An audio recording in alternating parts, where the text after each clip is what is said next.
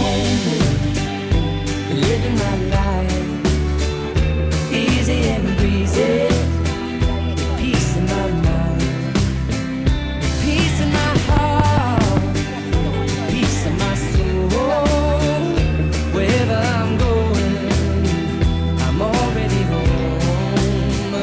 I can walk through life facing backwards. I have tried more than once to just make sure that I was denied the future I'd been searching for. I spun around and hurt no more. By living in the moment, living my life, easy and breezy, with peace in my mind, with peace in my heart, with peace in my soul. Wherever I'm going, I'm already home.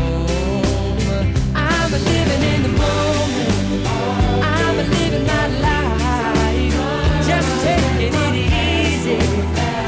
Peace in my mind, got peace in my heart, got peace in my soul. Wherever I'm going, I'm already home. I'm living in the moment, I'm living my life, easy and breezy, peace in my mind, peace in my heart, peace in my soul. Wherever I'm going, I'm already home, living in the moment. Okay. How's everybody doing out there? Is everybody ready for Dr. Pack? Yes? Oh, I am too. This is my favorite part of the year is the annual Doc Talk. I've always told him, if you weren't such an amazing physician, you need to be a motivational speaker. That's just it, right? Everybody that knows him and loves him knows that he could make it as a living as a motivational speaker. So I do want to thank each and every one of you for being so patient today. I know that line was a little bit long. We will make sure that we get that a little bit smoother next year. So we work out the kinks as we go, right? But thank you, thank you, thank you. We appreciate each and every single one of you taking your afternoon out to come out here and do all of this, fight the parking and all that. So we're going to figure that out as well. I think I'm going to be building a new parking lot. I think that's what he said. I think he said, you need to build a parking lot. So without further ado, I do want to introduce y'all to Dr. Pack. All right. Stay up here. All right. Thank you, everyone. Turn up the music, though. All right, let's get this started. You guys all ready to have some fun? Oh, God. Hey, this is your party. I'm here for you guys. If you wanted to sit there and do nothing, it's going to be boring. So, all right, everyone, let's get up right now. Let's get some exercise. Come on, stand up. Turn up the music. Let's go. Come on. Come on, guys. Turn up the music. We're not dead yet, right? Let's go. Ready? Come on. Let's go. Woo! Let's get moving. Is that the best dancing you got? Oh, my God. Come on, let's go. Let's go. I know, it is. I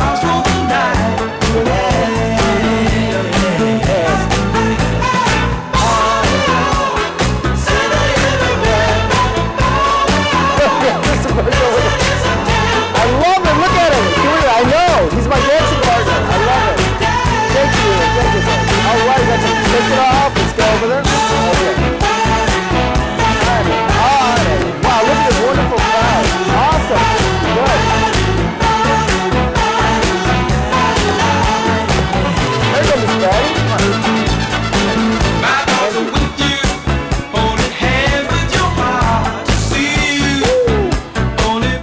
All right, thank you. Give yourself a round of applause. Good job, everyone. Raise your hand.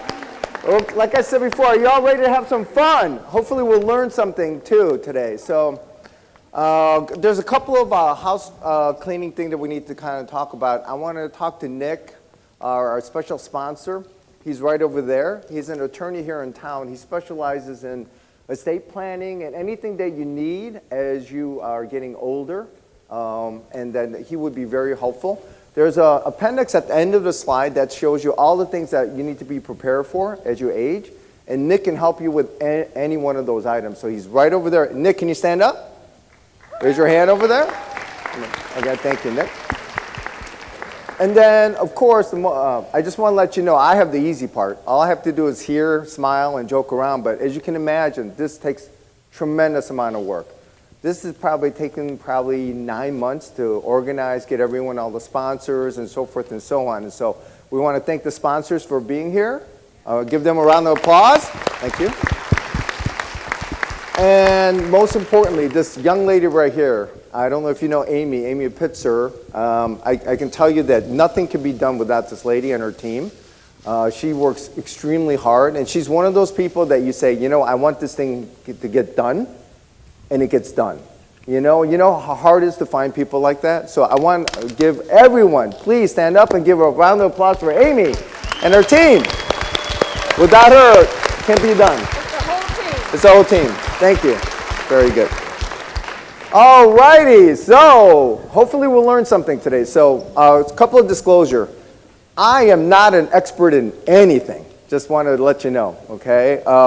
One of the things that I'm talking to you about today is it goes fast. I've been a geriatrician since 1996.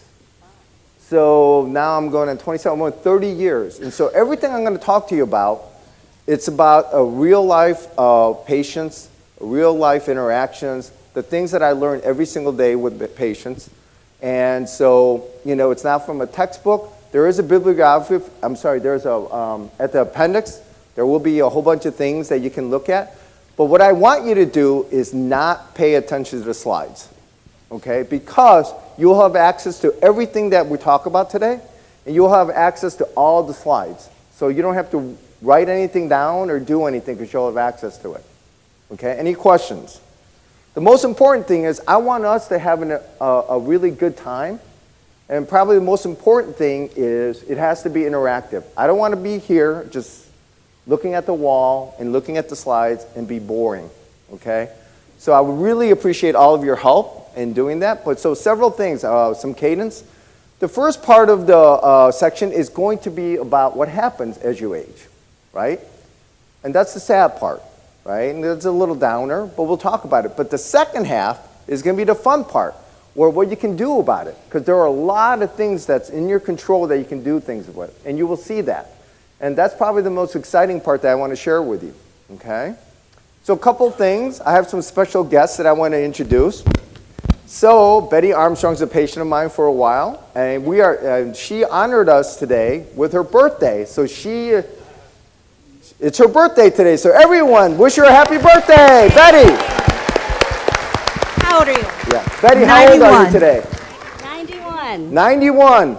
Turn around, say hi to everyone.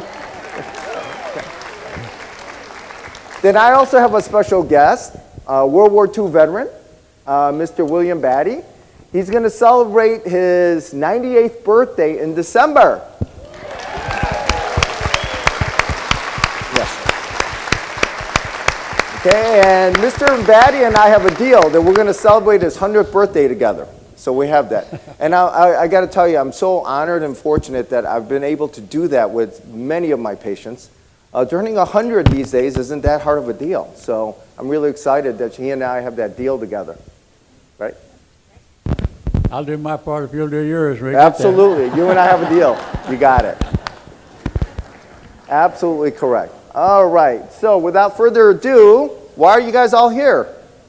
Well, let's talk about it. So there's 11 organ systems as you age. Okay? We're going to talk about them all in detail. And don't get depressed because, we all know that as you age, things change. I think you all know that, right? So these are the 11 organ systems. We're going to go through them one by one. Okay, there's a nervous system. There's a circulatory system, respiratory system, digestive system. That's going to be a fun one when we're going to talk about that one. Lymphatic or immune system, endocrine system, reproductive system, skeletal system, muscular system, excretory system, that's a word, excretory, right? I think we're all familiar with that one. And integumentary system, 11 organ systems. We're going to go through it, okay? So, but before I do that, you know, I want to get some volunteers. What is, in your opinion, what is one of the most annoying things about getting old? Anyone want to volunteer? Yes, right here. What's annoying about getting older?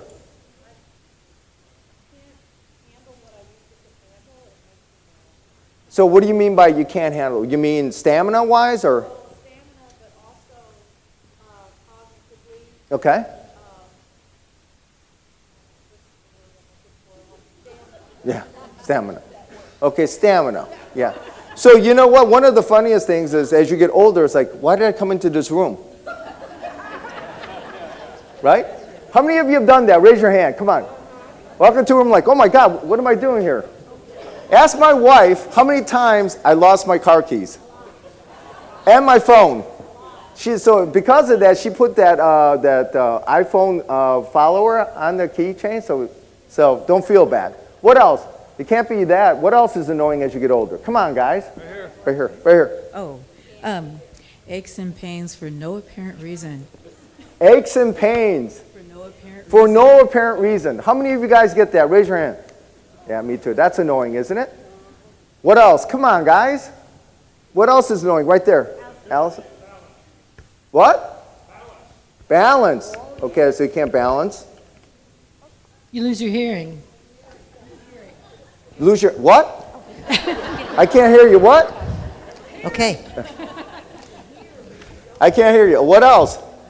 Come on, there's a lot more fun things about aging. Come on, besides Incontinence.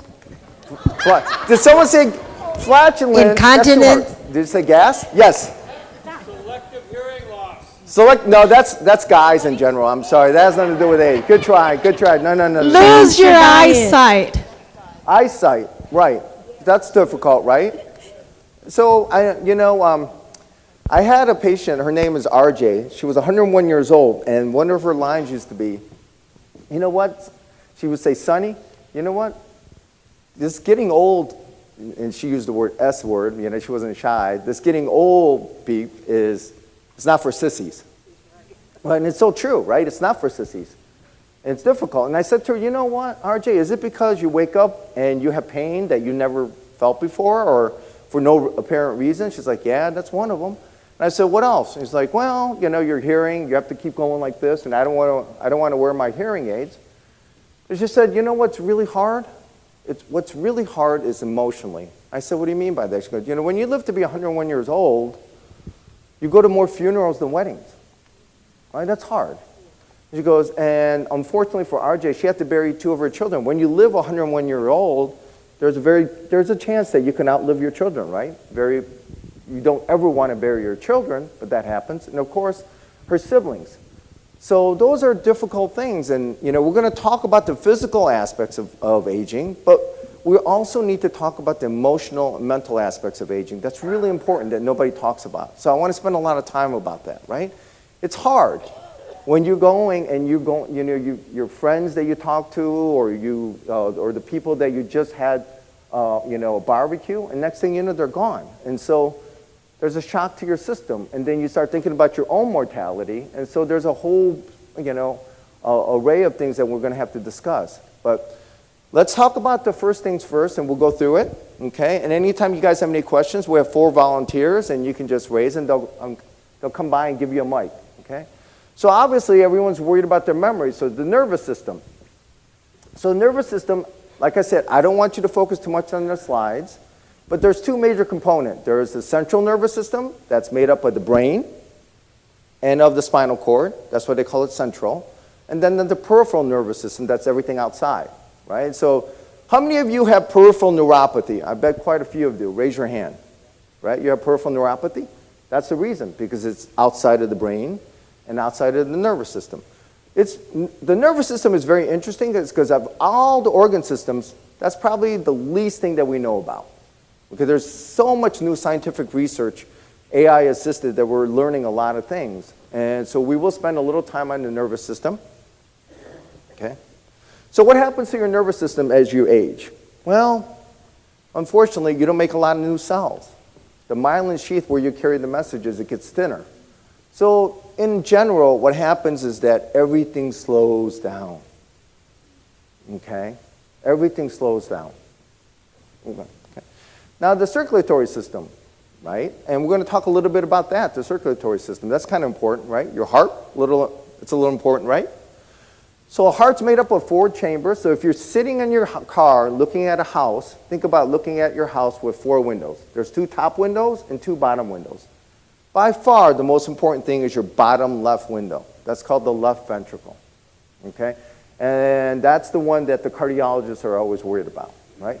Then you also have arteries and you have veins, okay? The big difference between there is that arteries, you have muscle that can contract.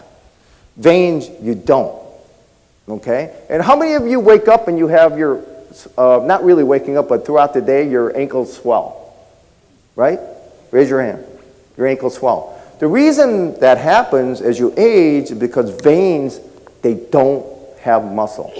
So the way veins work, they work by what we call a valve, one-way valves. So when you contract your muscle, when you stand up or do this with your foot, okay, when you contract your muscles, it contracts the veins, it squirts it up. When it tries to go down, it has a one-way valve that it locks. So in a way, it looks like this, 1,000 times a minute to get the blood back in. Right? So we're going to talk about that. How do you help your veins as you get older? We're going to talk about that, okay? So what happens to as you age? Okay, everything gets stiffer. The blood vessels get stiffer. Your heart gets weaker just generally by itself. The left ventricle can't put out as much, okay? And of course your blood pressure, right? It goes up. You know, how many 19-year-olds do you know are taking blood pressure medications? Raise your hand. Right? How many 80-year-olds you know are taking blood pressure medications? A lot of you are taking it, right?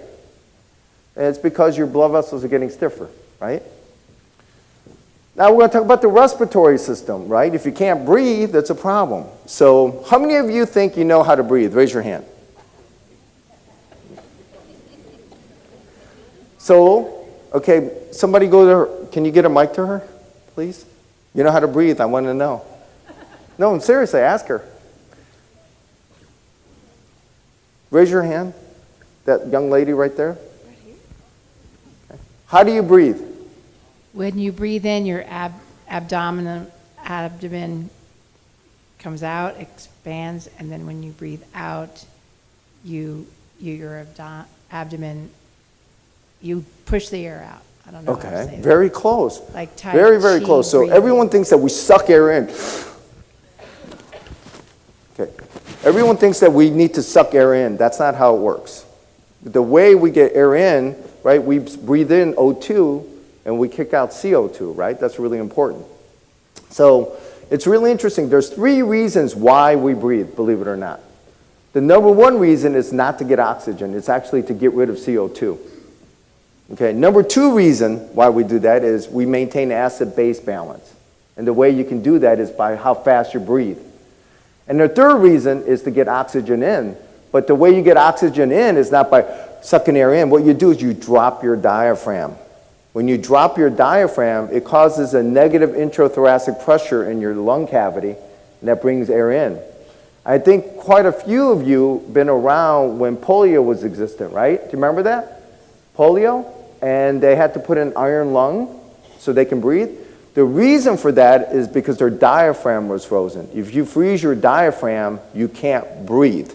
If you talk to opera singers or professional singers, one of the big things that they do is they learn how to control their diaphragm. That's really, really important. And so it's interesting, your regular reaction when you're exercising, you're out of breath, what do? How many of you ran track? Raise your hand. Or ran football, doubles. Right? When you're out of breath, what do? You go like this, right? And you try to get air in, and that is the worst thing you can do because you're freezing your diaphragm. If you look at professional track racers, what they do is they do this, right? After a race, because they open up their diaphragm so they can breathe. Right? Does that make sense? So what happens to your respiratory system? Again, same thing. It gets stiffer. Okay? And we're going to talk about that at length a little bit later. Oh, this is a fun one, digestive system. Oh my goodness, right? So your digestive system starts at your mouth. Okay, as soon as you think about food, you start salivating, right? And the saliva starts breaking down food right away. And then it goes all the way in between, okay, all the way to your anus, right? It's important. One of the important things that you have to know about your digestive system is not that you swallow food and it just goes down. It's an active process. So if you ever saw yourself in an EGD or a colonoscopy, what you'll see is a process called peristalsis. So it's a coordinated smooth muscle. It goes like this. And it propels the food down. Does that make sense? Okay. So it's really important for you to understand. So what happens as you age? Everything slows down. Do you remember in college or high school, you can have beer, pizza, tacos at 2 in the morning? Remember that? Try to do that now. What ends up happening? Right? Not a good idea, folks. You know, another thing I never understood is, we all know because your digestive system slows down, so as you age, someone said it, you get a lot more flatulence, you get a lot more gas. So I'm still puzzled why people, if you're having gas problems, why do you drink gas? I never understood that. How many of you drink carbonated beverages? Raise your hand. Raise your hand, come on. You're guilty, right? So you have a problem with gas, so the answer is to what? Drink more gas. Does that make a lot of sense to you, right? So that's one of the things I tell patients, like water. What's wrong with water? Well, it doesn't taste good. What do you mean it doesn't taste good? Water doesn't taste like anything. I don't get it. So I said, if God wanted you to drink, you know, Sprite or Coke, oceans would be full of Coke and Sprite, right? I don't understand that. So another thing that happens, it's really important, is that your lining thins out, okay, as you age. So we're going to talk about some of the things that you can do to keep your digestive health better in the next round, okay? Then the other part is that your pelvic floor, your muscle tone, it goes down, right? Your anal sphincter gets weaker unless you work at it, right? You all know what I'm talking about. Right? And so you're going to have to do some things to make sure that your pelvic floor is stronger. Right? Otherwise, this will happen. Right? How many of you know what that means? Raise your hand. No, don't raise your hand. You know, for those of you who's wearing white pants or white dresses, I'm really, really proud of you. Really. You know, that's courage right there. So that's one of the things we're going to talk about is how do you help with that, with the pelvic floor exercises, right? So the lymphatic system, that's an important part. So one of the things I want you to know is really important is your tonsils, your adenoids, and your appendix are part of the lymphatic system, okay? That's how your immune system gets better. But we take those out just, you know, and people don't realize that every single organ in our body, there's a purpose for it. Or there's a reason why we have these organs, okay? So one of the big things about your aging lymphatic system is that your immune system goes down. And I think you all know that, right? You heard that a million times through COVID. If you're elderly, your immune system doesn't work as well, and especially the T cells. So I had a story, it's really interesting. How many of you out there had a splenectomy? Raise your hand. Anyone? Anyone have a splenectomy? You know what that is? Nobody? Wow, that's good. So it's really important. Spleen is a really, really important immune organ. The reason why I tell you this is because when I was doing my residency at Henry Ford, it was scary. We actually saw a patient. We didn't know he had a splenectomy, and he had an infection in his leg. He had pneumococcal infection. And I actually saw in the ICU the leg, in almost real time, the leg going from where it was, and all of a sudden the gray hue just started escalating right up. And he got septic and he passed right in front of me. And the reason for that is that your spleen is really, really important for something called encapsulated bacteria, like streptococcus or Haemophilus influenza. So I tell my patients, anyone who's got a splenectomy, I want you to have a bracelet. Like a diabetic, I want you to have a warning bracelet to make sure that, if you ever go to the emergency room, that they know you don't have a spleen. Really important. So endocrine system, this is a fun one, right? Your hormones, right? And the big thing about endocrine system that you have to know is that the command center is the pituitary gland, right? It's at the base of your skull. And the other thing that's really important for you to understand about the endocrine system is that the hormones work by something called a negative feedback loop. Okay, let me explain what that is. So let's say you don't have enough thyroid. Thyroid is probably the most important hormone. Everyone knows about it, talks about it. So one of the common things is, well, doc, if my TSH is up, why are you saying that I don't have enough thyroid?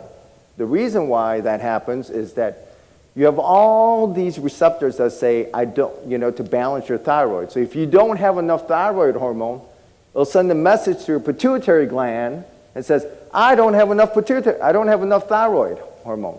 So then the pituitary gland will release thyroid stimulating hormone to get your thyroid going. Does that make sense?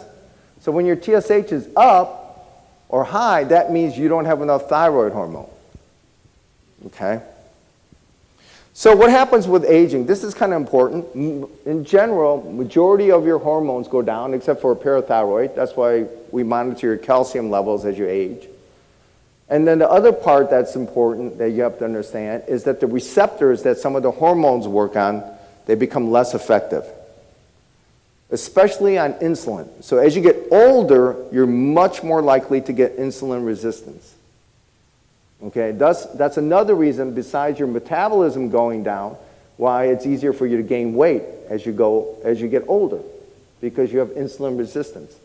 Another part that's really important is osteoporosis. That's really important as your hormones go down, especially women. As your estrogen levels go down, your ability to hold bone gets worse. And osteoporosis is really, really misdiagnosed in the fact that, listen to me, osteoporosis is a deadly disease. I'll say it again. Osteoporosis is a deadly disease. I want you to go and look up the statistics of somebody having a femur fracture because of osteoporosis and what happens.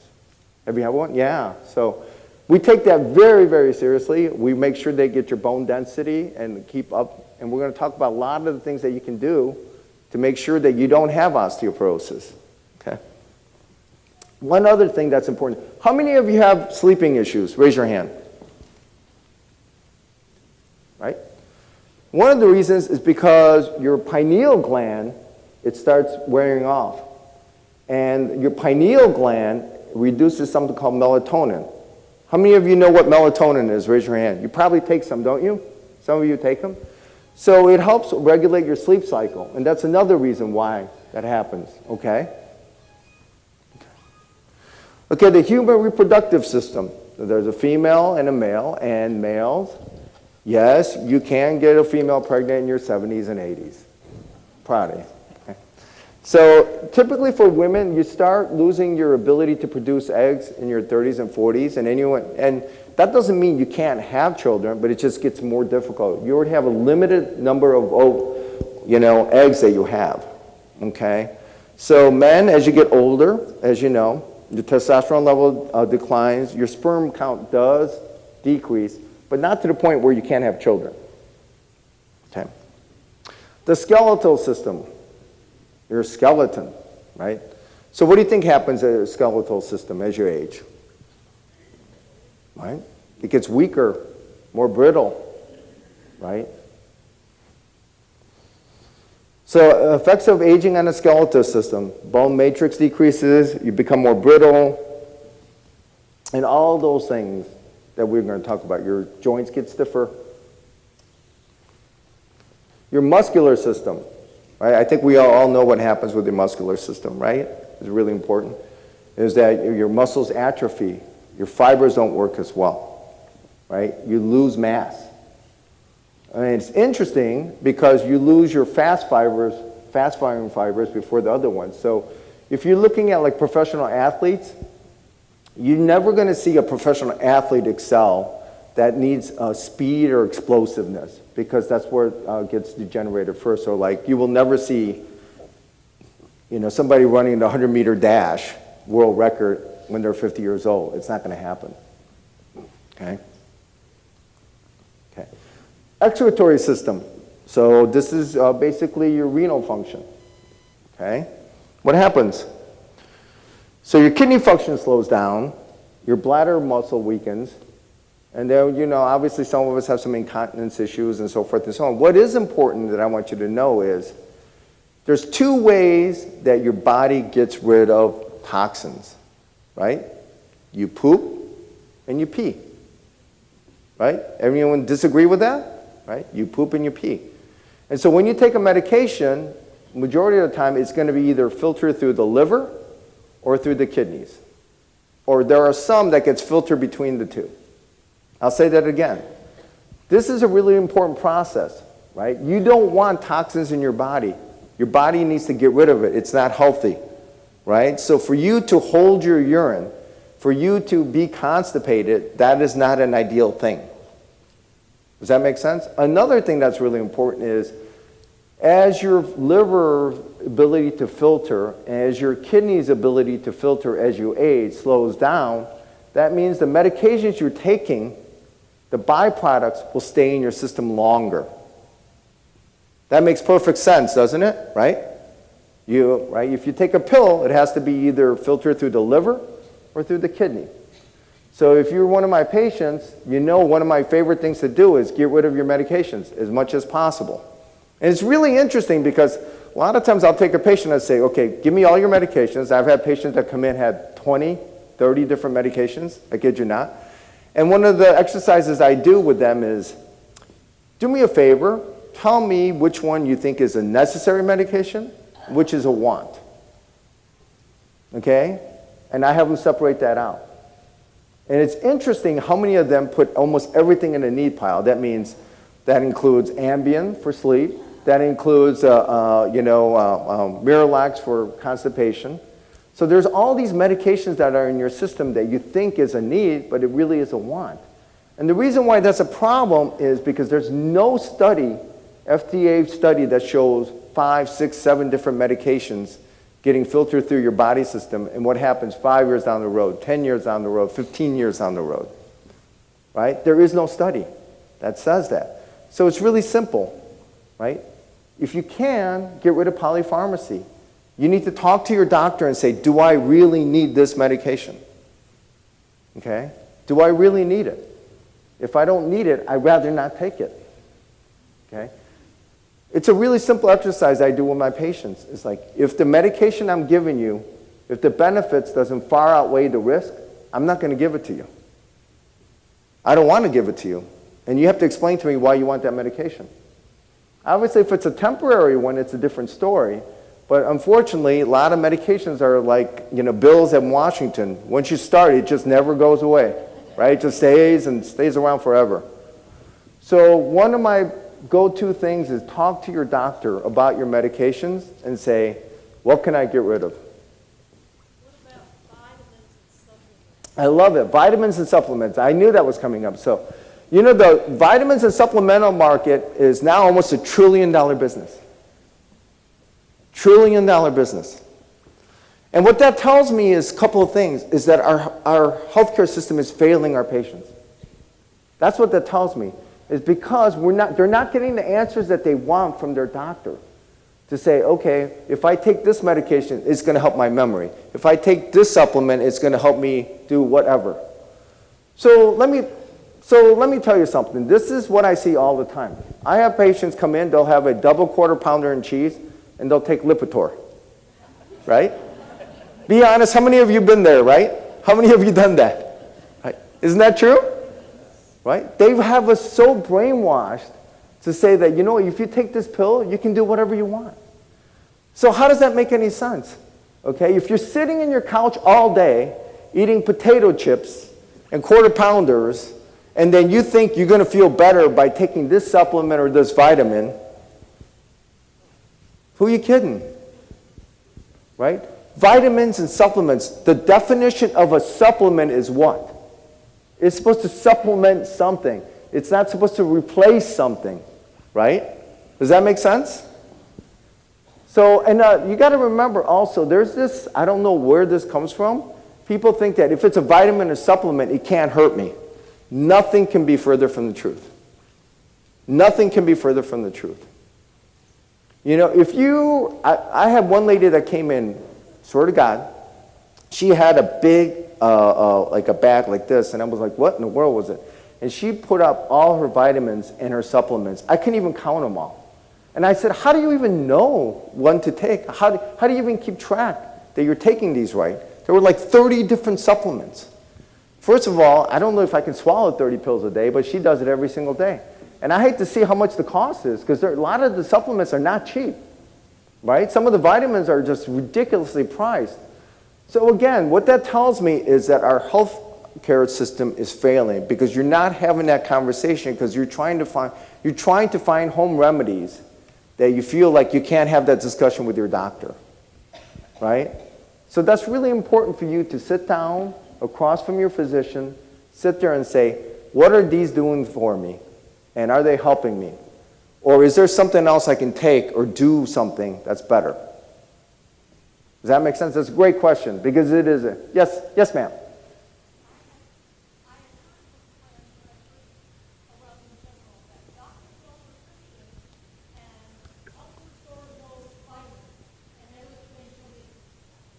That's not true. I mean, we go through extensive training. And in fact, you know, I actually give a lecture on vitamins and supplements. You know, and I actually give a lecture on hormones. Okay? So, but the reality is that's not true. That's not true at all. I mean, the reality is that, you know, we certainly don't know everything. Right? And I can tell you that I've learned so many things from my patients, but the most important thing is that you should have a very good, comfortable relationship. In any relationship that you have, you should be able to have the tough conversations. Right? You shouldn't, in any relationship, you shouldn't be hiding anything. It doesn't make sense. Right? That relationship between you have with your doctor is very, very important. It's personal. It's intimate. And you should be able to have that conversation. Say, you know what? I'm on all these medications. I still don't feel good, doc. I'm trying these medications because I heard on the TV or my friend's taking it or my sister's taking it. What do you think about that?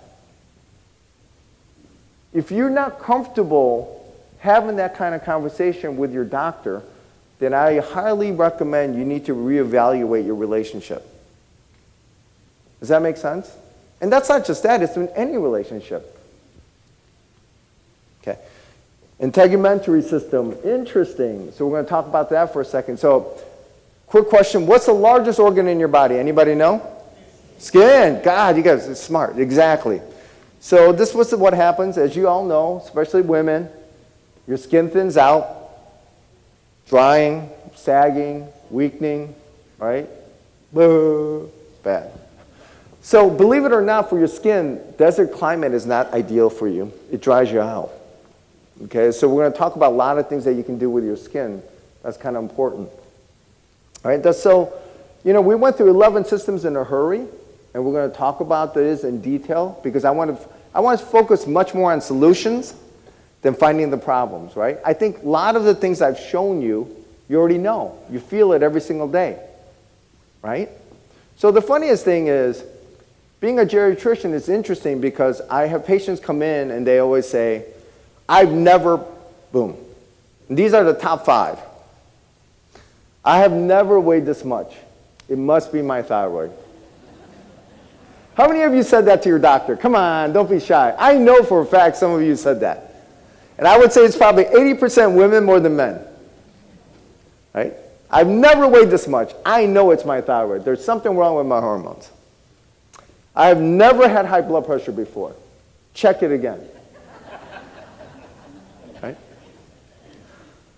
I have never had this much gas before. And then my first question is, what do you drink? Diet Coke. Interesting. My ankles have never been swollen before. Is something wrong with my heart? And it can be. I mean, I'm not saying it. I'm going to take it lightly, but that happens. I have never been so sore before, right? You remember how annoying is that, right? You wake up and you're like, what in the world, right? It's interesting, right? And so, look, part of what you have to learn is that you have to have a sense of humor, because I actually think God has a sense of humor. He has to for us to go through this together, right? Think about it. As soon as you wake up in the morning, you're like, oh my God, I am so stiff. I don't even understand what I did yesterday. Well, what did you do yesterday? I don't know, did nothing. I sat and watched Suits all day, okay? Well, I mean, there's a term, we call it motion is lotion. How many of you guys have heard that? Motion is lotion, raise your hand, right? How many of you guys believe that motion is lotion? So how many of you guys are using the motion? Good. So we got the bad part done, right? We went through it. I wanted to go through it quickly because, look, it's not easy getting older, folks. I'm not gonna lie. Okay, it gets difficult. And then we're going to talk about the emotional and mental aspect too. Because all these 11 organ systems, believe it or not, mentally and emotionally, you get fatigued easier. Your ability to concentrate and focus, it gets harder. Right? That's just a reality. Okay? And so the other part that we have to think about is, okay, so this is what's happened in my body, so now I have two choices. Either I fold like a lawn chair, or I giddy up, and I'm going to do something about it. And I'm hoping you guys are all here so you can learn how to do that, right? Okay? This is the bottom line, folks. You want to age well, it takes work, period. There is no magic Ponce de Leon pill that's going to make you, wake up tomorrow and feel like you're 20 years old. Anyone who tells you that, you know what, I got a bridge that I can sell you. That's just the reality. Okay, now there's a comprehensive program that you can do, I think multiple, but it's going to take work. No matter what they give you or try to do for you, whether it's growth hormone, testosterone, it's just a tool. That's all that is. But at the end of the day, you all know what I'm talking about, right? Every single year that you age, you have to work harder just to maintain the same level of function. That's a fact. Anyone disagree? Right? That's the foundation you have to work off. In order for you to age well, it takes work. I'll say that again, okay? If you want to age well, it takes work. So if you have that in the mindset, then we're ready to rock and roll. You ready? All right.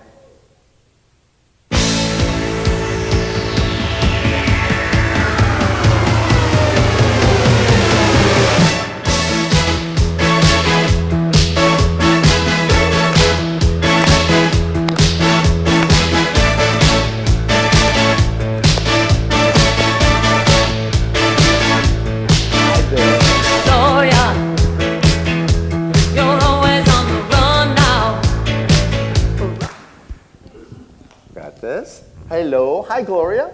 Hi. How are you? I'm doing well, finding this very interesting. I am too. So why don't you tell the audience how we met?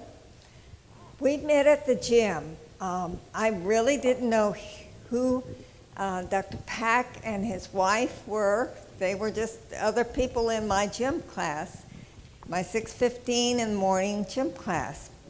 And Dr. Pack was watching me and paying attention to me. And his wife later said, he's inspired by you. And I thought, well, that's interesting. I don't know why.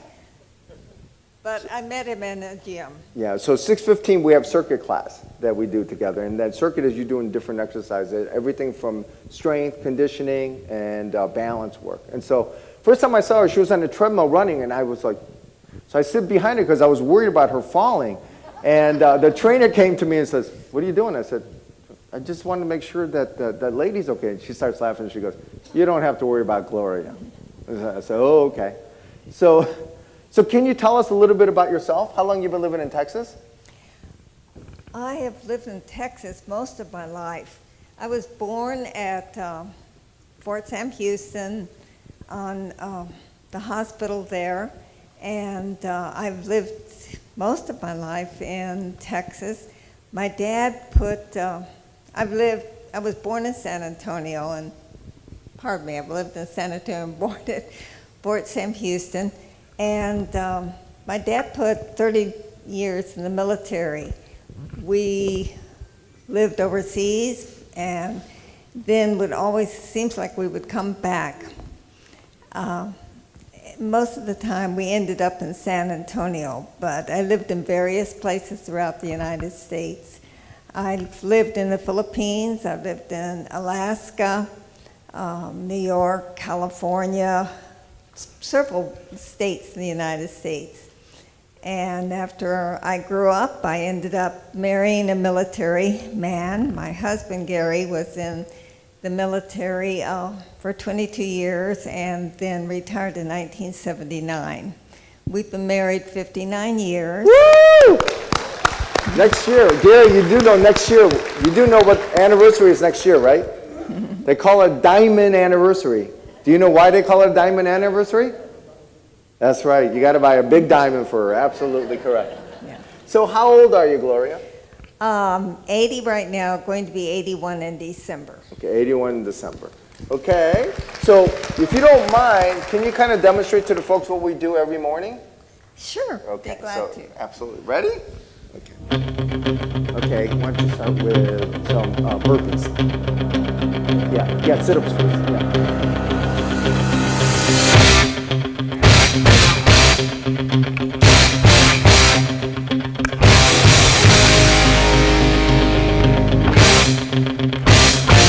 Awesome. Okay, Gloria. How about the burpees? Yeah, burpees.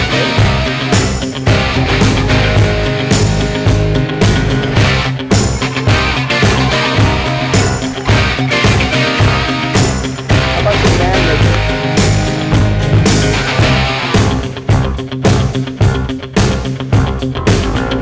Rising up back on the street, did my time, took my chances. Went the distance, now I'm back on my feet. Just a man and his will to survive. So many times it happens too fast. Yeah, how about both? You trade your passion for glory. Don't lose your grip on the dreams of the past. You must fight just to keep them alive. It's me, I am the tiger, it's the thrill of the fight. Rising up to the challenge of our rival. And the last Isn't she incredible? So that's Bosu. I don't know if you've ever been on a Bosu. It's very difficult to balance. Okay, that's balance work. And if you can see her core, how strong she is in core. So it's amazing what you can do if you set your mind to it. Okay, it's embarrassing because I saw her doing burpees and I'm like, oh my gosh, I can't do them. And so I'm competing with her, and so I'm like, if Gloria can do it, I'm not going to lose to Gloria, right? So I'm going to over there. So how about a round of applause for Gloria?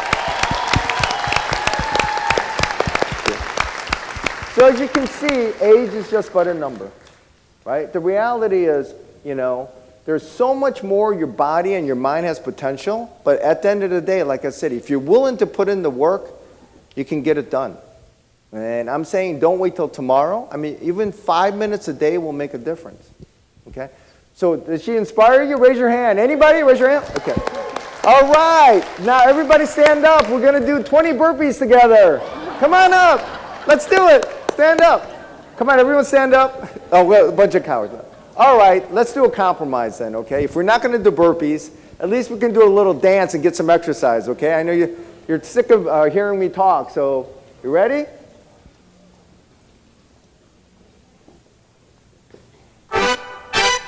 Anyone this song? Come on, ready? Ready?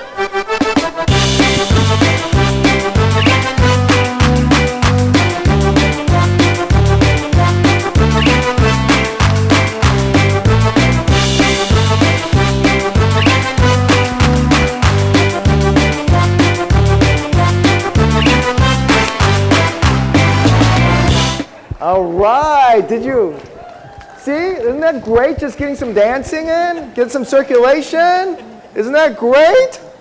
Appreciate it. So we're going to take a little intermission so your excretory system can go to work, okay? And then we're going to start back up in 15 minutes. Please come back because this is the fun part. Now we're going to talk about how we can age better, okay? Very good.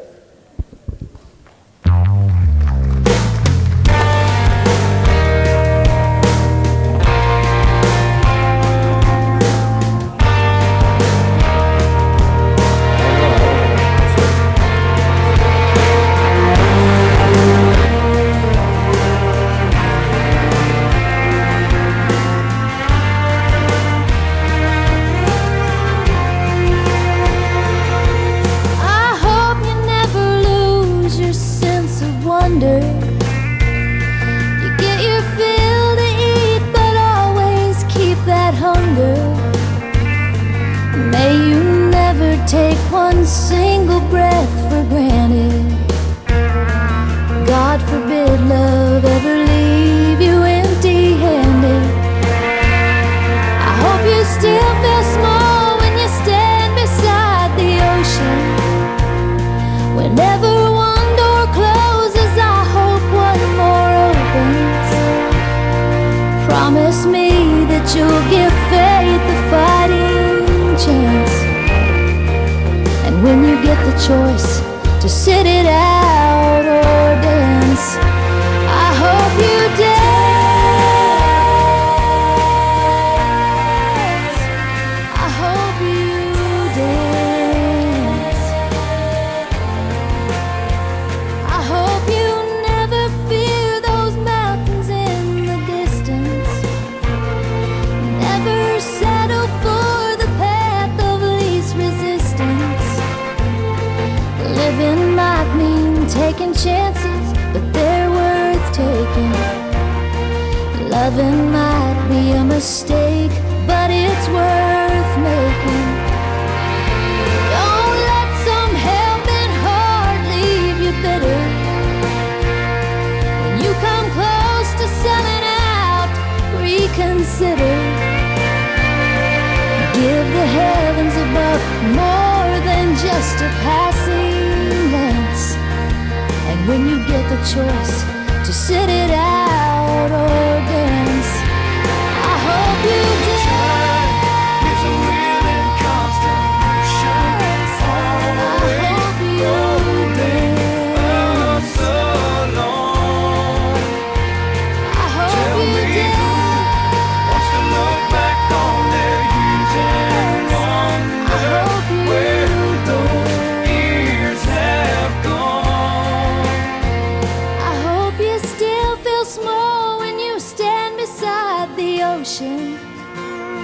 Whenever one door closes, I hope one more opens.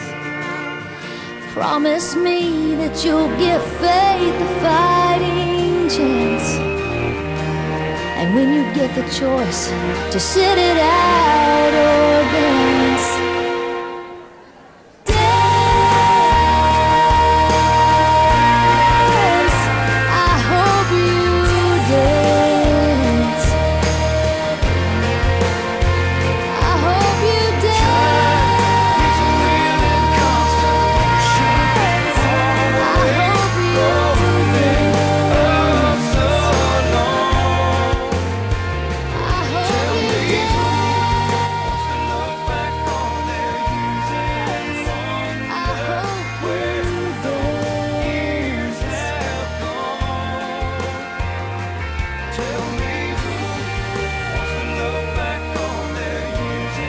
Testing 1, 2, 3. I don't see you until January on my birthday.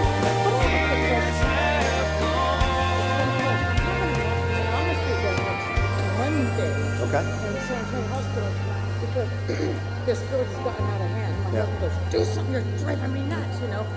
So I have a hernia, but my question is, my face is flushed, and I don't know why. I went to talk to the doctor today, and I don't know, this is not normal, I'm just very flushed. But speaking of supplements, I'm doing the Prolia injections twice a year, and that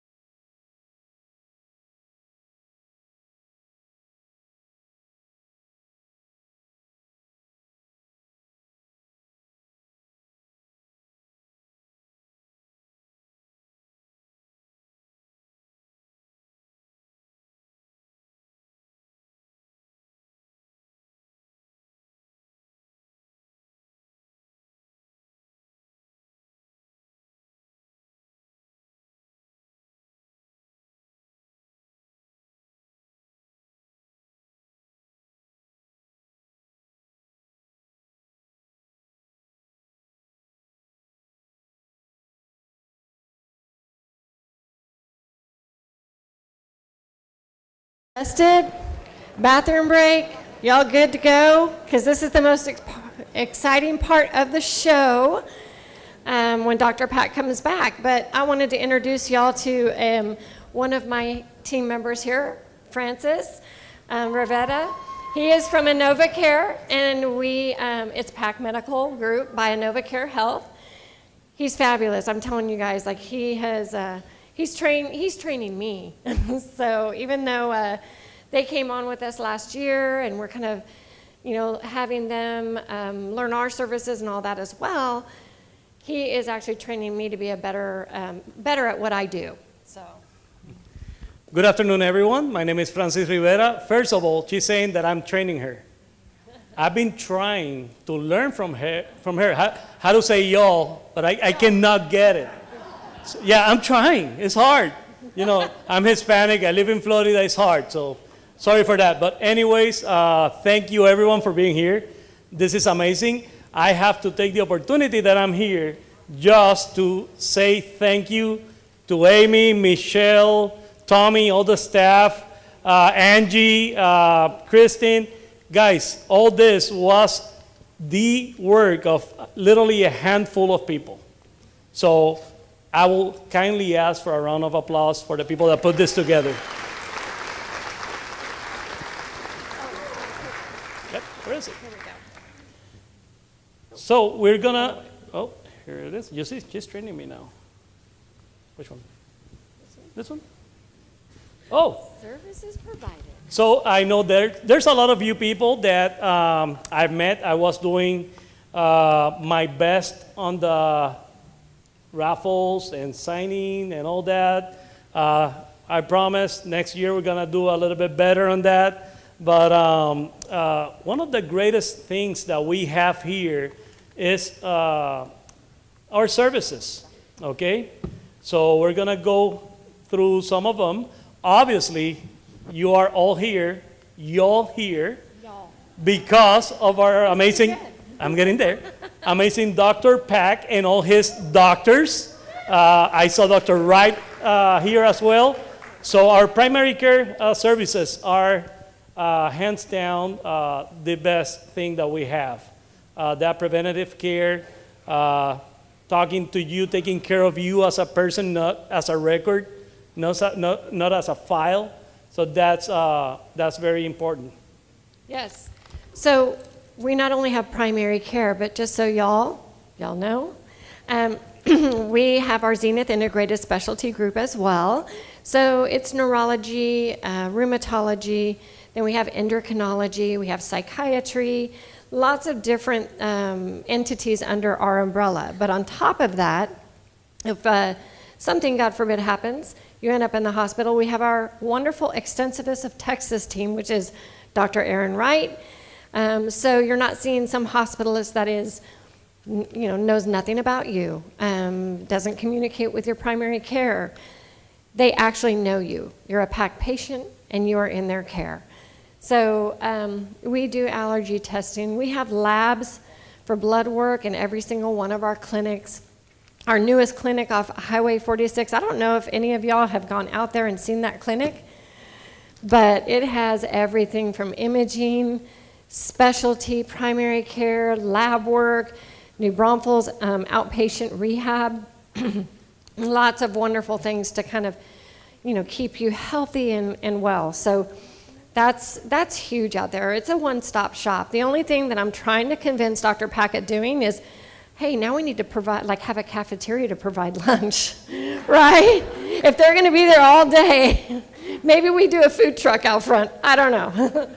I'm working on it. Parking lot, food truck. Okay, parking lot, food truck. Those are my two goals. So we have house call services as well. So if you live in a senior living community and you need some primary care services, they come in once a month, they keep you healthy, they do everything right there in the comfort of your own home. And I don't know about you, but if I'm sick, you don't want to see all this in an office in public. So I would much rather have a physician come to my home, take care of me, get me well, all of that. So, Talking about the house calls, besides that, there's a lot of you that live in certain communities, 55 plus, complex. Listen, we also like to have fun, and I guess you guys like to have fun. So feel comfortable talking to Amy, Christine, like, hey, when can you guys bring some fun to our community? Okay? It's also about taking care of that social part of health. Okay? So feel comfortable asking us. We'll be more than happy to go there, support any fun events, even probably bring every now and then, bring one of the doctors to do some interesting doc talk. So there's many things we can do, and we are open to hear from you. I forgot to let you know, one of the reasons why we brought Christine on here is because we are wanting to even take it a step further. She's a patient care advocate, so she is your advocate. Anything happens, anything that you would like to see us do, you would give Christine a call on her cell phone number, and she will go ahead and bring that to leadership and help you get the needs that you need. But she is doing new patient welcome baskets. We are doing activities for our existing patients to just keep some fun and socializing in your life. So there's a lot of great things that are happening within PAC. So just be on the lookout for all of it. We're definitely going to keep you guys posted on it. Yes. Yeah, I introduced her. I did a little bit earlier. So if you haven't received her business card with her cell phone number on it, please swing by the table and grab one off her table so that you can keep in contact with her. Okay? One thing else, we have some wonderful healthcare plans that we have within our network. We pretty much take them all. I mean, it's just easier that way because there's no guessing game.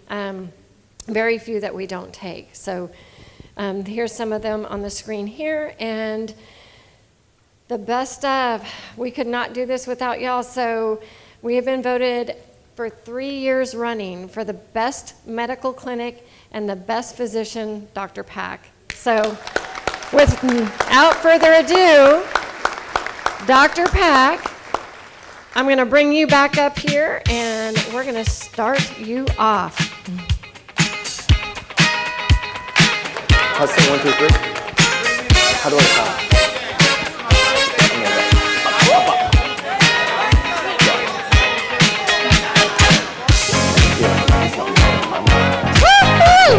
All right, you ready? First of all, can everyone hear me? I guess we have a little sound issue. Everyone raise your hand if you can hear me well. Raise your hand. Everyone here? Good? So are we good to go? Yes? No? Good. All right. Guys, you guys are sedentary. Come on, stand up. Let's go. Stand up. Move your legs a little bit. Let's go. There's a party going on right here. A celebration. You know, it's so funny. It's like the 4th grade class. All the women are dancing, and all the guys are just standing like this. Except for this guy. Come on up here. Your party with you. Come on now. See? Let's all celebrate and have a good time. Did it sound good? Why? Who said that? We gon' celebrate and have a good time. Does this sound better? It's time to Is it better? together. Or is this okay? Better? Okay. Everyone around the world, so come on.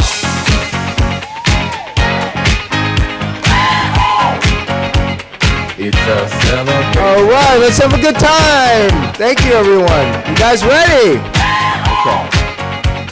I'm sorry that we had to go through that first part, but I don't think that you heard anything that you didn't hear before, so. Okay. So now we get to the fun part. So now we're aging. The question is, what are we going to do about it? You saw what can be done. You saw Gloria, right? How many of you are inspired by Gloria? I am. Woo! That's right. Very good. Very, very good. Absolutely.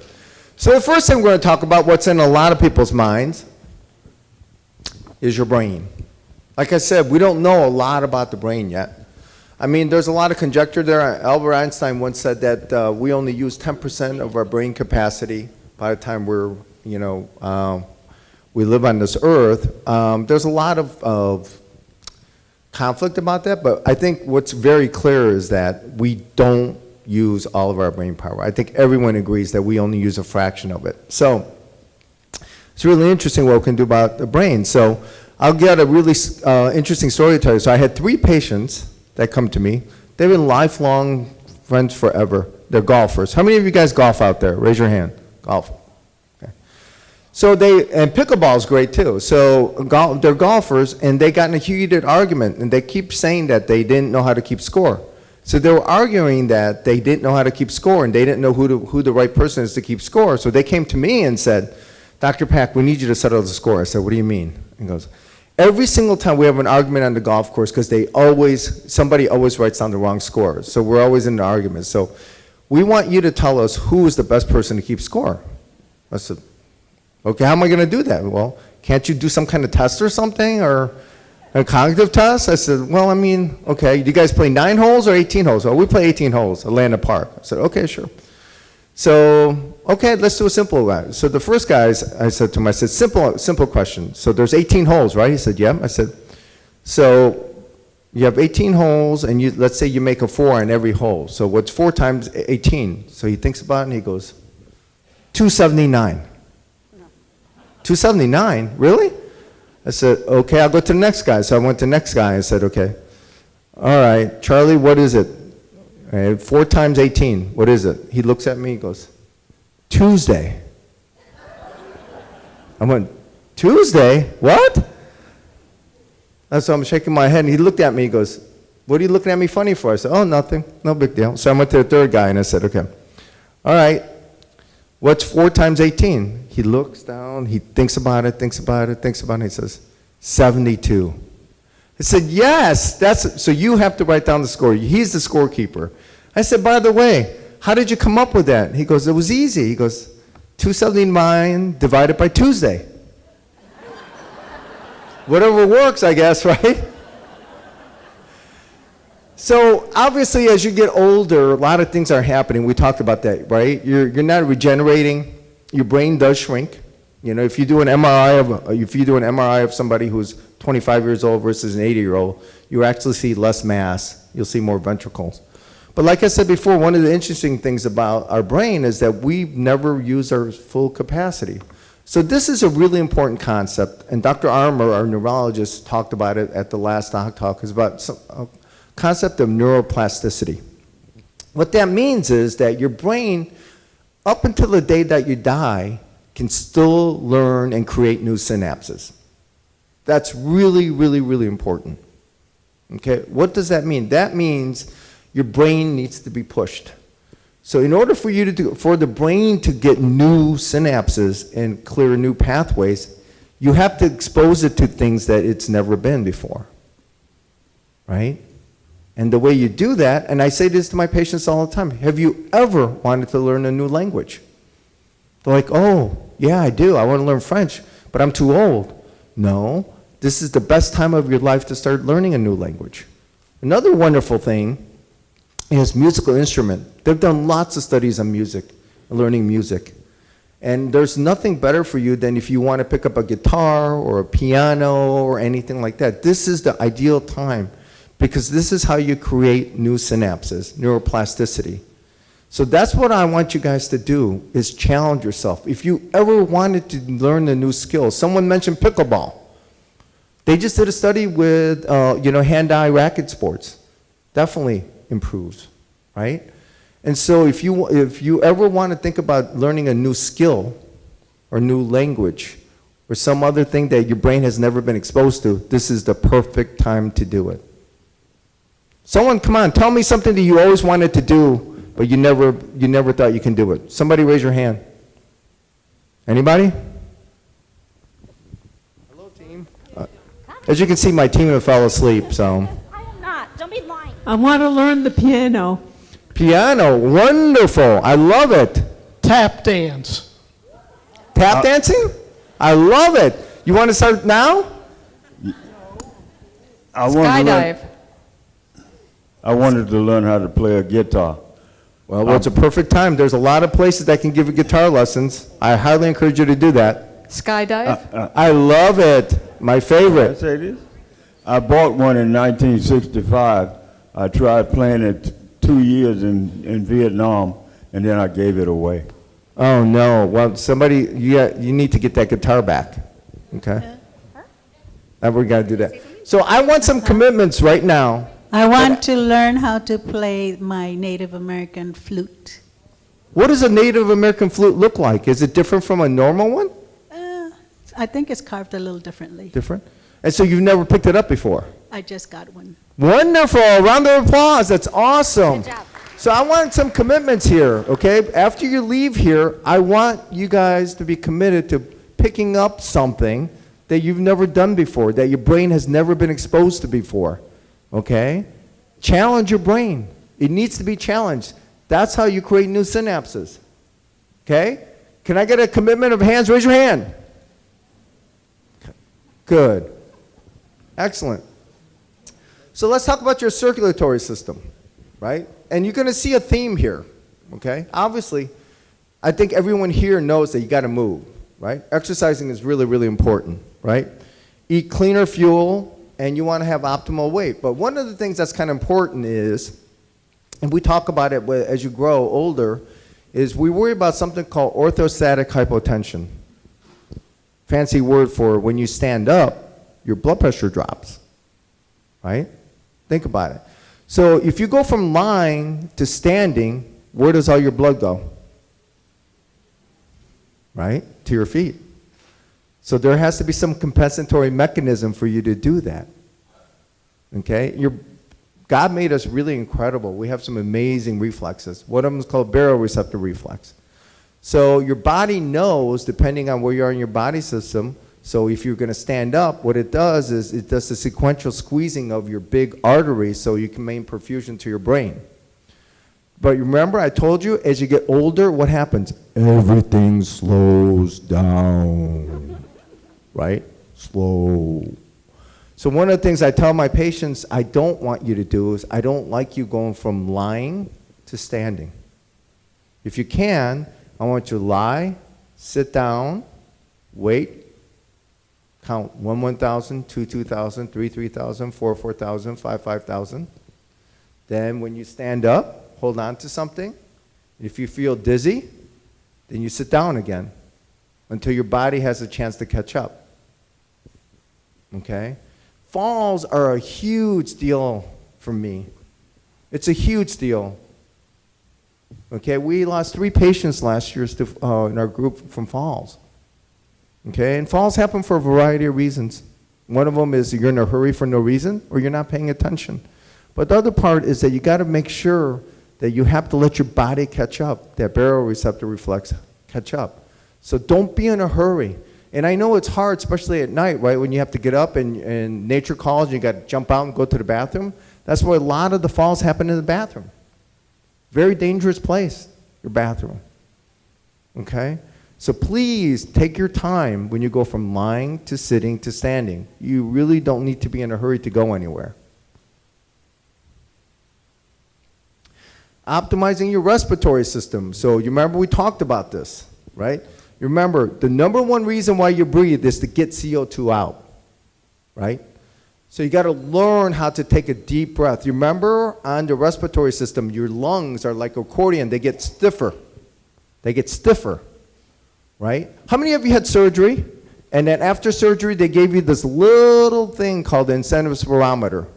You know what I'm talking about? And you got to, until you see the bubble go up. You remember that? Do you know why they do that? Why do they do that? Well, it keeps you from getting pneumonia. Why is that? Because your chest cavity and your lungs have to expand all the way. If it doesn't, then that area that doesn't get expanded will get trapped air. It's called atelectasis.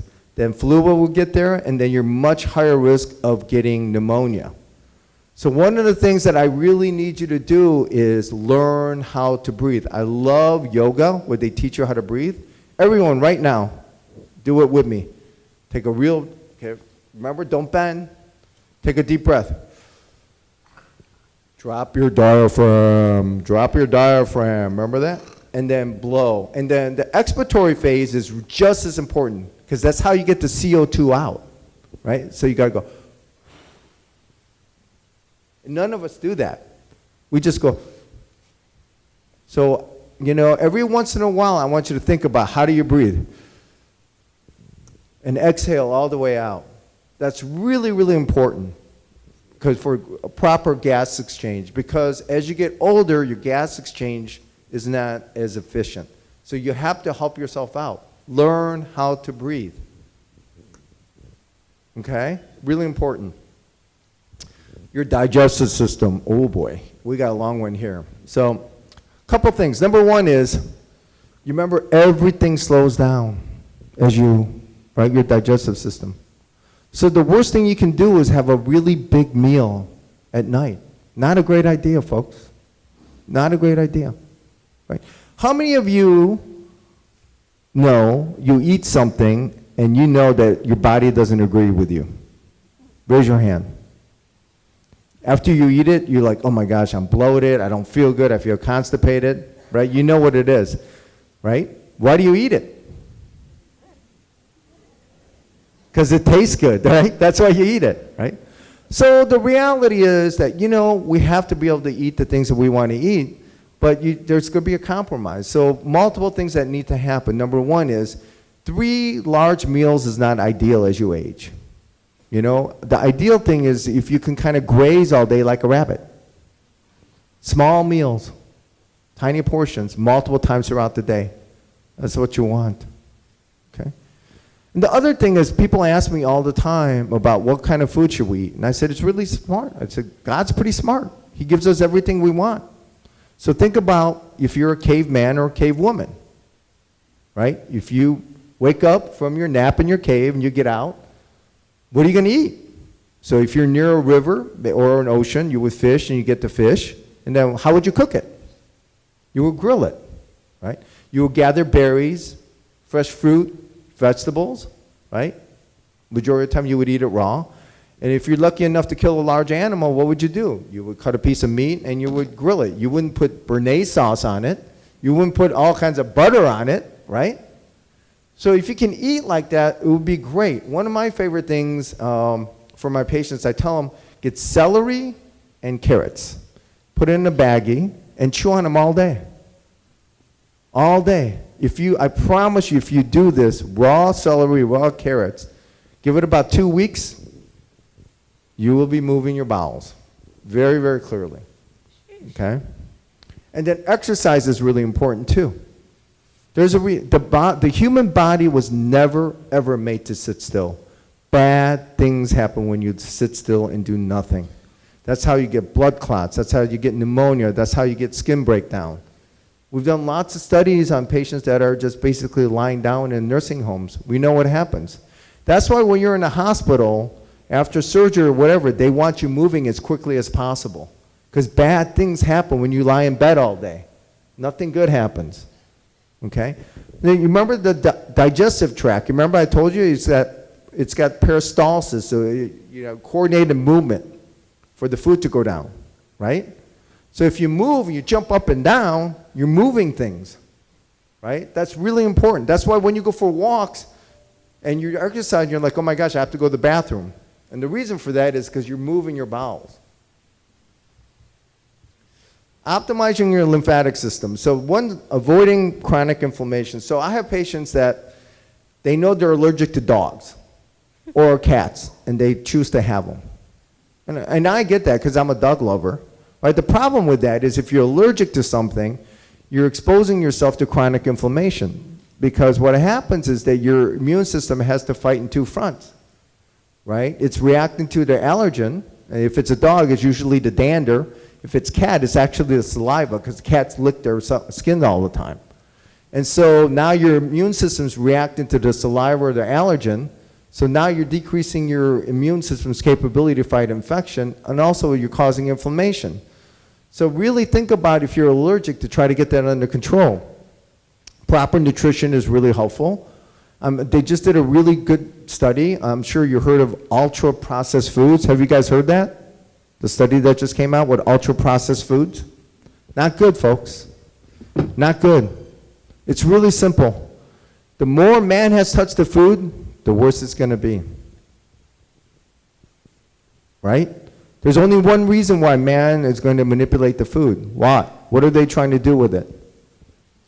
Make it taste better. Make it taste better so you can eat it and buy it. Right? That's really important.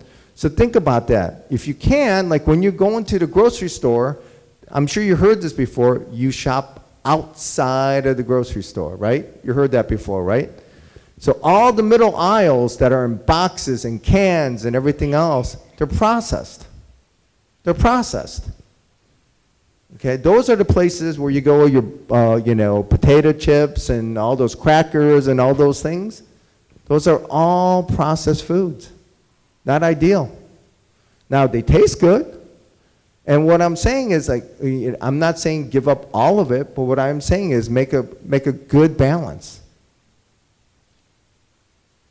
So optimize your endocrine system. You remember I told you as you get older, right, you get insulin resistance. So processed flour and sugar, although it tastes great, not your ideal type of food. Not ideal, right? You have to have proper sleep hygiene. You remember I told you about that with the pineal gland? So how do you do that? Sleep hygiene. That means get your body, get ready to sleep. What that means is you don't take off all your digital devices, right? I hope you guys all do that.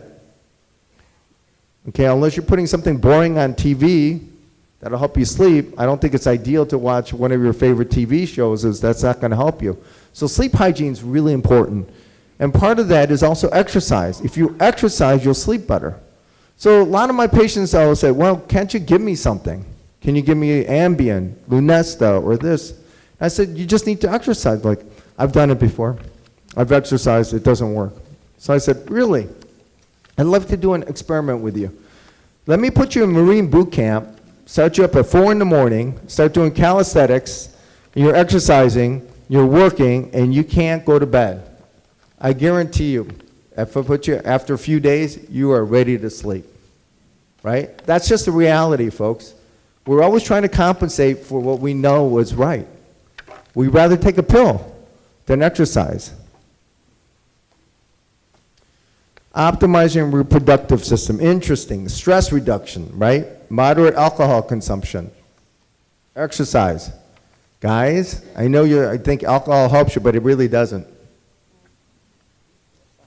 And then your musculoskeletal system. So let's do an exercise together. How many of you guys, can you go to your bags and you have your gift bags? Pull this out.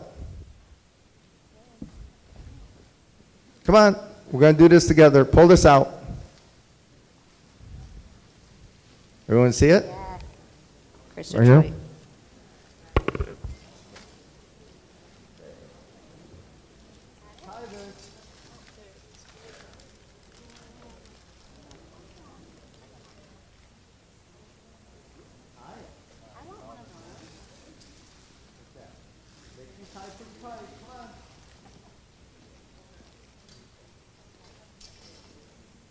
Tell me when you're like this.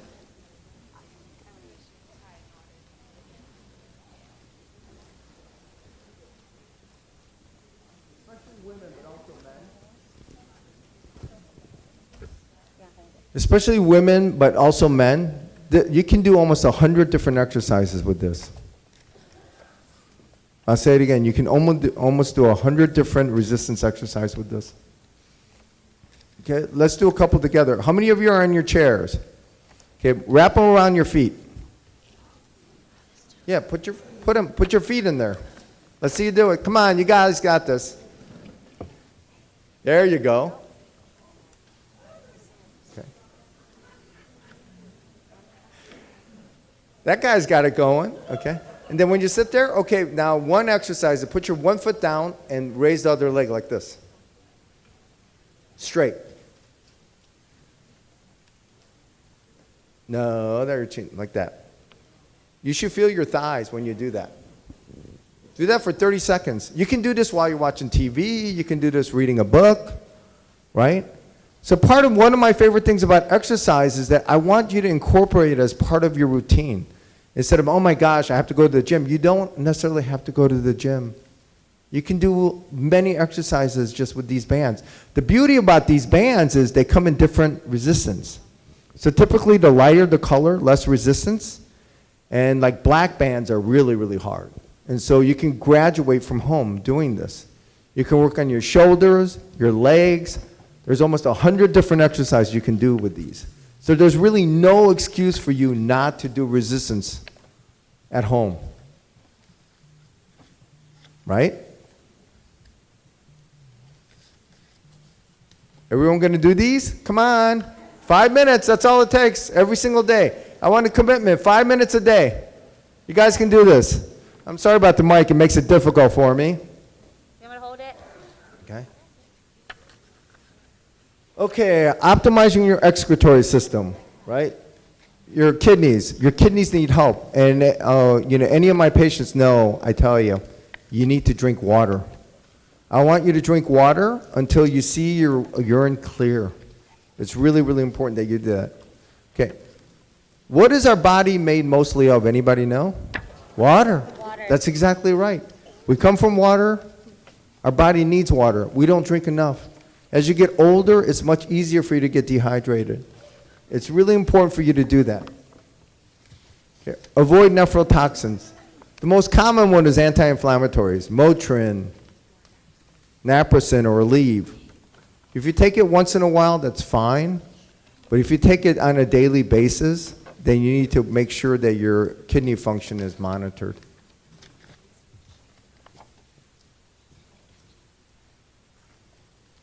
And then pelvic floor exercises, okay? Kegel exercises, pelvic floor exercises, those are wonderful for helping you for your urinary incontinence.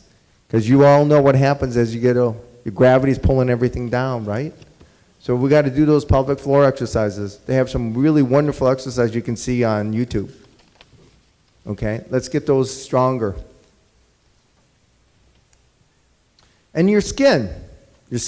So a lot of the women especially, they're worried about the skin being saggy.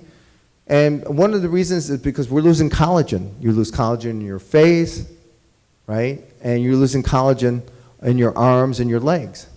And the way you can help support that skin is by exercising, building muscle. If you build muscle, it'll make you look better, firmer. It'll support the skin, so it won't sag.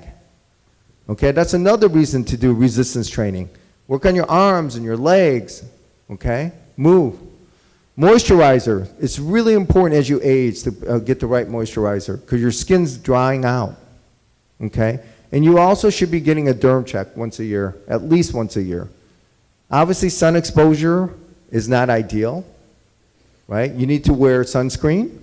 You got to make sure that you take care of your skin. You all know, you said it's the largest organ in your body. It needs to be taken care of. Okay? And that also means, like if you're doing gardening or if you're doing anything that can potentially, scratch your skin or rip your skin, skin tears are a problem, right? That's a problem. So be careful, because remember, you don't heal as well, right? As you get older, you don't heal as well. That's why, again, I'll say it, never ever take surgery lightly as you age. Okay, surgery should always be your last option for a multitude of reasons, whether it requires anesthesia and healing. All those things become more difficult as you age, so you got to make sure that it's your last option, because once you do surgery, you can't go back, right? Again, you got to weigh the pros and the cons of having surgery. Okay, it's not just about the surgery, but you got to think about the recovery phase when you're doing that. So you need to have that conversation with your doctor. Do I need this surgery? Because we're very cavalier about having surgery lately. Let's talk about your posture, okay? You got to remember, gravity is one of the most powerful forces in the universe. Okay? And what is gravity doing to us? Anybody know? It's compressing, right? It's working against us. Women, you know what gravity does, right? right? We all know what it does. Everything goes south, right? So what you need to do is you need to work with gravity and have gravity work for you. So prime example, I get patients and they're like, okay, my ankles are swelling. Can you give me a diuretic, a water pill? I can, but how about lifting your feet? How about having gravity work for you rather than against you? Then I ask, well, when you first wake up in the morning, are your ankles swollen? No, not really. But throughout the day, it gets more swollen. Why is that? Because of gravity, right? Important. So I want to do an exercise real quick. Everyone stand up. Okay, ready? Let's see how good your arms are. Put your arms out. Okay. Let's see how long your arms can stay that way. Anybody have an idea how much your arm weighs? Take a guess. How much do you think your one arm weighs? What? 15 pounds? That's pretty close. If you're a 180 kilogram man, it's about right. So you'll feel the result of gravity in a few minutes. Let's see how long you can stay there. And that's what gravity is working on you every single day, whether you like it or not. It's working on you. It's going to bring everything down. And so right now, what you're doing is you're fighting gravity. So you're working the muscles in your shoulders, right? How many of you are starting to feel it? I see arms starting to come down, so you're feeling it, right? Right? You can put your arms down. That's really important.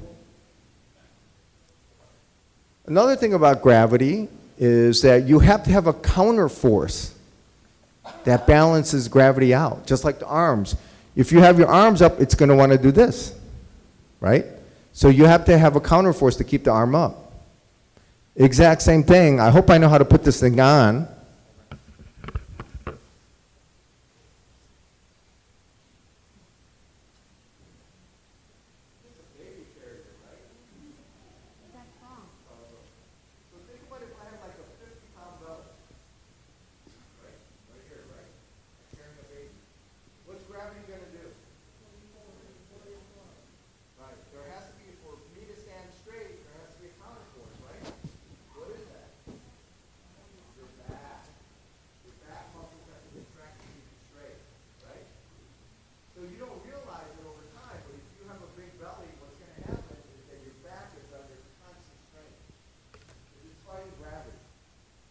Does that make sense?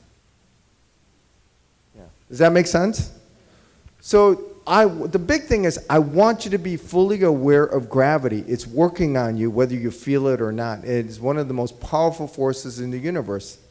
If you're one of my patients, one of my favorite things is the pool. Best thing in the world.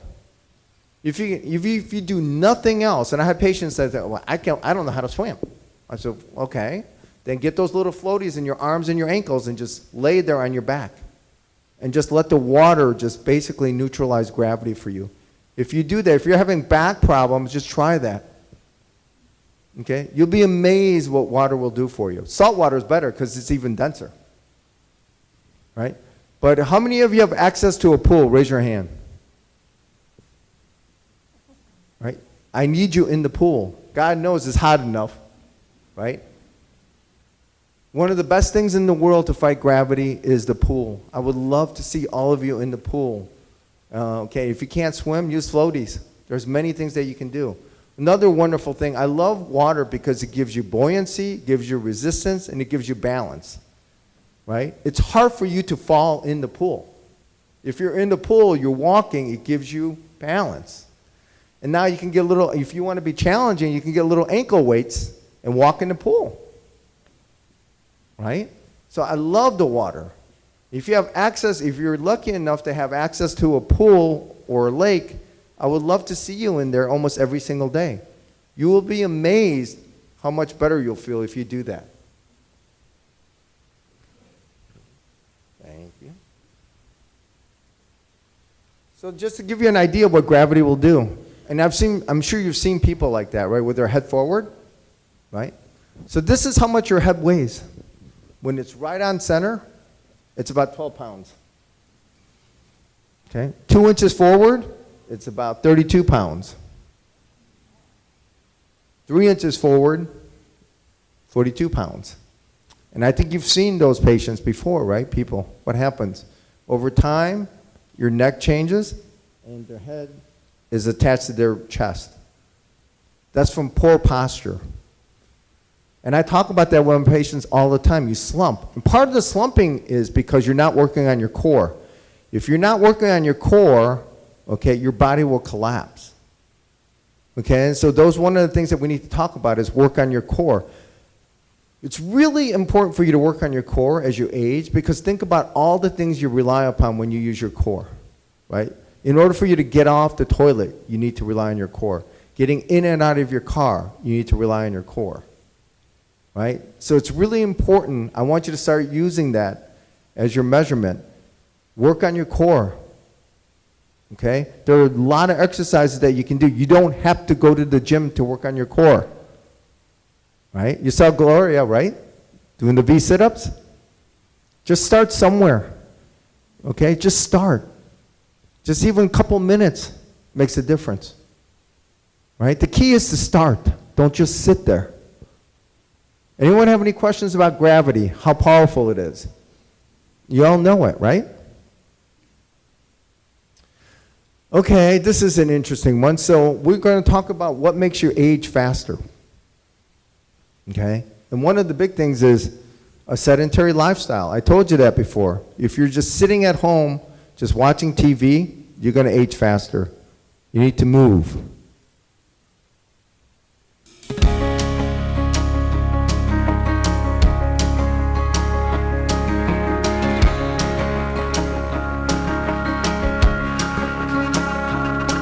You can tell your old man you'll do some largemouth fish in another town. You just got too much on your plate to bait and cast a line. You can always put a rain check in his hand till you can't.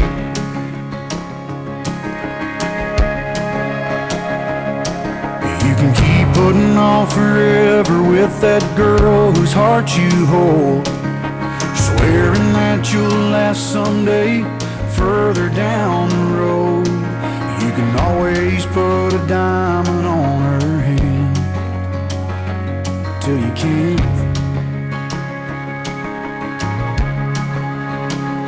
If you got a chance, take it. Take it while you got a chance. If you got a dream, chase it, 'cause a dream won't chase you back. If you're gonna love somebody, hold them as long and as strong and as close as you can. So one of the hardest things about COVID, and I'm sure you've felt this too, was there were some patients that were isolated for almost 2 years. Have you known somebody that's been like that? Anybody? Raise your hand. I mean, I got to tell you, it was very difficult seeing patients. I saw them age so fast. You know, really, really fast. And our father-in-law, that happened to him, and it was incredible to see the digression. You know, isolation is such a bad thing. We're social animals. I think you all know that, right? There are animals in the kingdom that are fine. They can live individually, and they only need cohorts just to mate and have children. And then there are social animals, like wolves are social animals. Right? They've done lots of studies with wolves. Once they get thrown out, they die. We're social animals. We need to be social. If you isolate, nothing good happens. Okay? Poor dietary habits. So think about it. Think about what happens when you retire. Right? You retire, and then everything revolves around social events, whether you're going to a barbecue or a gathering. It involves what? Food and alcohol, right? Food and alcohol. And so if that's what your life is, and you're going to one social function, it's all about having alcohol and food, and Tuesday looks like Wednesday, and Wednesday looks like Thursday, and you can't tell which day of the week it is, that's a problem. Right? Your life can't be revolved around food and alcohol.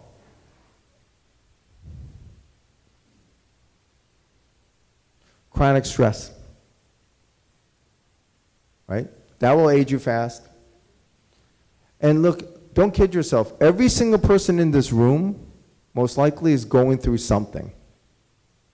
That's just a reality. Whether it's with your spouse, your family, grandchildren, whatever it is, everybody is going through something right now. Okay? And so chronic stress will age you. Scar tissue. And I'm talking about surgery. I'm not talking about surgery. So my wife always asks me, it's like, why doesn't death bother you that much?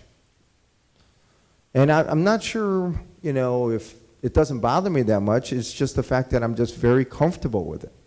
You know, I've had 27 years of dealing with families and coming to end-of-life decisions and having hospice involved and going through that, you know, really difficult decisions. And what I learned is several things from my patients. There are 3 different types of deaths that I've seen. Number one is where patients are very comfortable and they say, "Doc, I'm ready."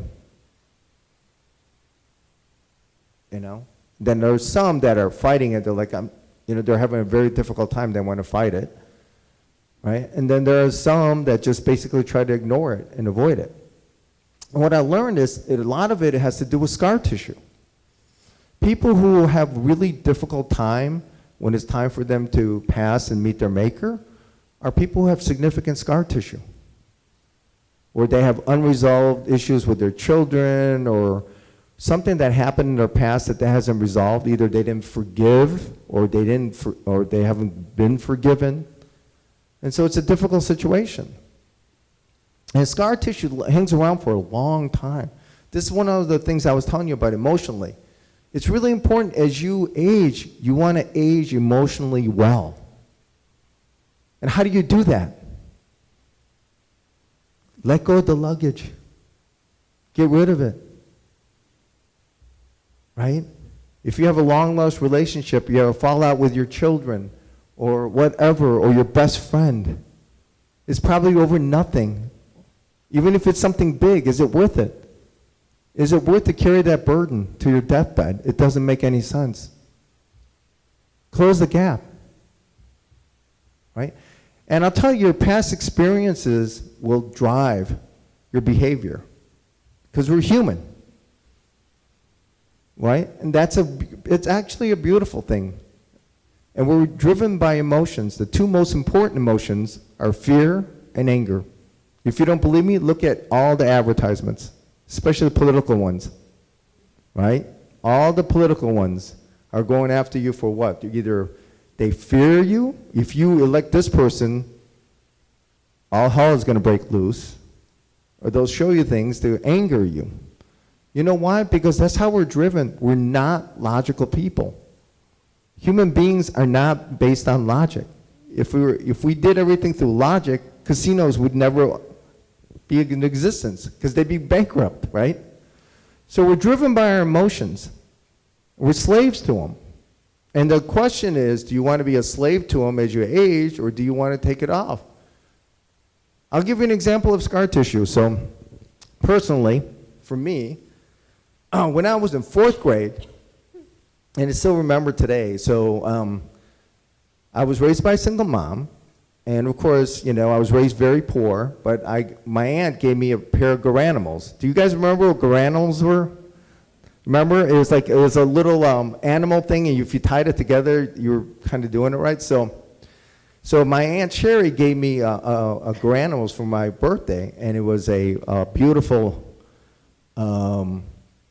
a shirt on top. It was stripes. I remember it was brown and teal, and then it had pants that were checkered, where it was brown and teal. So for me, if the colors match, it makes sense, right? So I went to school. I was all proud and wearing my new Garanimals outfit, and there was this girl that I couldn't stand. Her name was Juanita. She was from Malta, an island in the Mediterranean.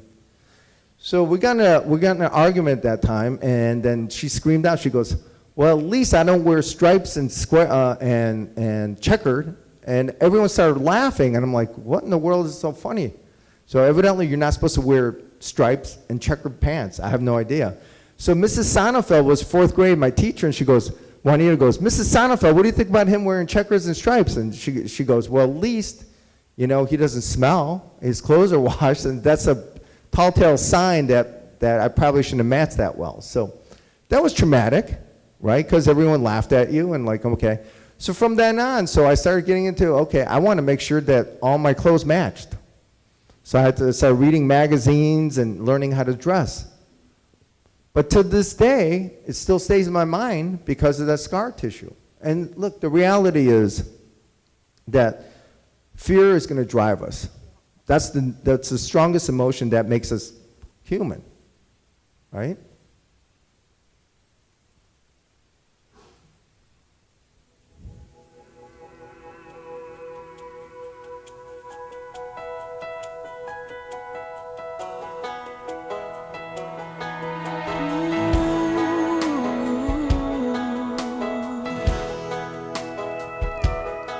I hope the days come easy and the moments pass slow, and each road leads you where you wanna go. And if you're faced with a choice and you have to choose, I hope you choose the one that means the most to you.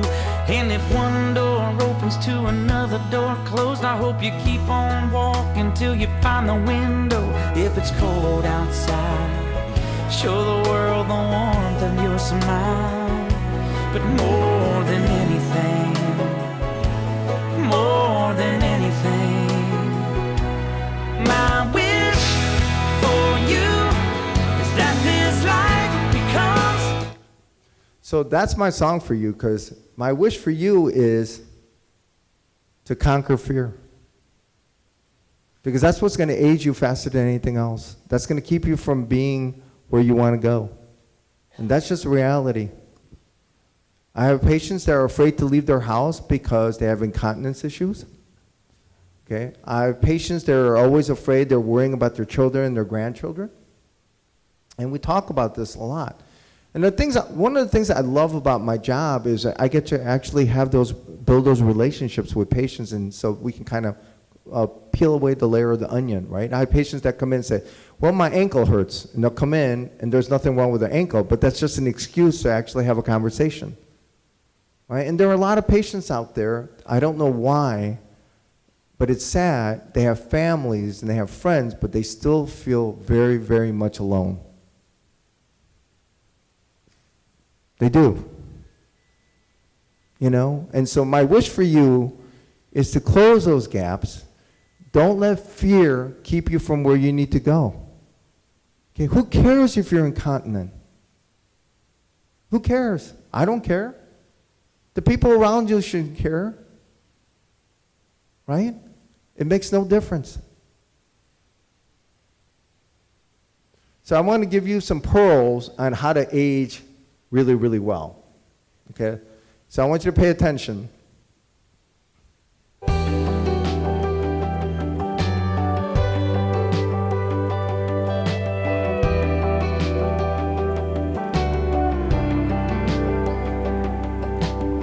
Years old, couple cane posts sitting down by the creek. Lines in the water, watching those bobbers, seeing that red sun sink. Mama's on the porch yelling supper's hot. Y'all come and get it. We yelled 5 more minutes. How many times have you have 5 more minutes, right? At your last time when you're in bed, you're basically ready to go. Think about the times in your life if you only have 5 more minutes. So these are how you're going to age well. Avoid polypharmacy. We talked about that, right? Get rid of all the medications you can possibly get.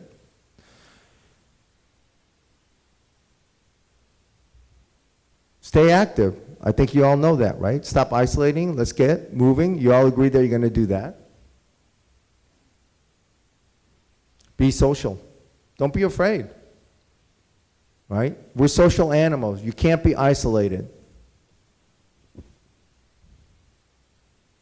Have goals. We're going to talk about that at length on the next slide. Okay. And don't let fear basically dominate your life. Right? What do you got to lose at this juncture in your life?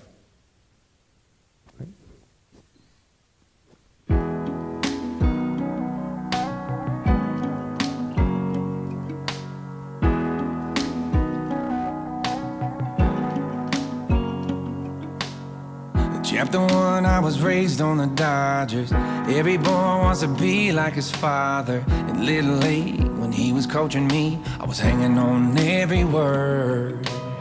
Sundays, he's the one who would lead us. Taught me everything I know about Jesus. Front row, he's on a roll, and I'm hanging on every word. It sounds nice, doesn't it? I wish that I knew back then. There's no perfect life.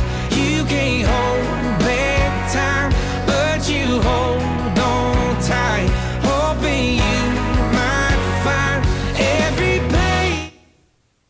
So, you know, if you look at your life as a book, you have multiple chapters, right? Going through your life from your childhood to your adulthood, adolescence, and now going through your, I guess, your later chapters, right? It's up to you how you want those chapters to end, how you want to write them, right? It's kind of important. So this is probably the most important slide of the entire deck. I can tell you with my wisdom what is the number one thing to age well, from my experience. Okay. No, it's not exercise. Someone said exercise. Progress. Progress. That is the magic bullet. Let me give you some examples. So when we were in Hawaii, there was a lady named Barbara. My wife was an avid tennis player. And she learned, she never played tennis before. She learned how to play tennis when she was 50 years old. She said, one day, you know, I'm going to start playing tennis. She got so engulfed in it, she was almost obsessed with it. And now, I think she's 72, right, Christy? Something like that. She's in her 70s. She's sponsored by Babolat, which is a tennis company, and she travels and does tournaments all over the country. In fact, she just recently did, I think it was in Europe. But the key there was that she couldn't wait to get out of bed every single day to get better, right? She couldn't wait. She couldn't wait for the next day to jump out of bed so that she can go practice her serves and her backhand and her forehand to compete, right? Hispanics, they use the term cariño, passion. She had passion, her life, progress. Every day she got better, right? Another lady I had, really interesting story. So she started dancing when she was a little girl, but then they couldn't afford to keep doing her dancing lessons, so she stopped dancing. And so her, you know, chapter after chapter after chapter, and now she's older. And so we sat down and talked about it. And she and I were talking about it, and she said, you know, her favorite show is Dancing with the Stars. How many of you watched that show, Dancing with the Stars? Okay. Well, she watched it when it was in Europe, because I don't know if you know, Dancing with the Stars started in Europe, and then it came over here and became famous here.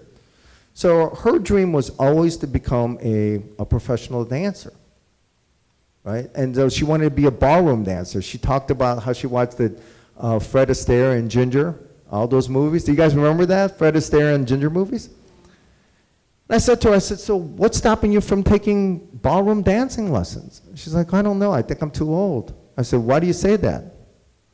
Well, I mean, so I had her do a couple of moves right there, do bending, and so why don't you do that? She was like 70 at the time. So she started taking ballroom dancing lessons, right? Then over the years, she got really, really into it, and she started doing, guess what? Contests, dance contests. And it was interesting. I saw a lady go from just basically blasé, and now she comes in, and her face, her nonverbal communication, she almost had radiance about her. She was so excited about her next dance contest and learning the next dance move, right? That's what's going to keep you young. I want you to think about something right now. Right now, close your eyes. Everyone close your eyes right now. What makes you jump out of bed in the morning? So you just fly off the bed because you can't wait to do what? Gotta pee. Someone give me an answer. What? Read the Bible. That's awesome. That's a great, because you can't ever get good enough at that. What else? Anyone else? Singing karaoke. You love to sing. Good. So are you taking singing lessons? Yes.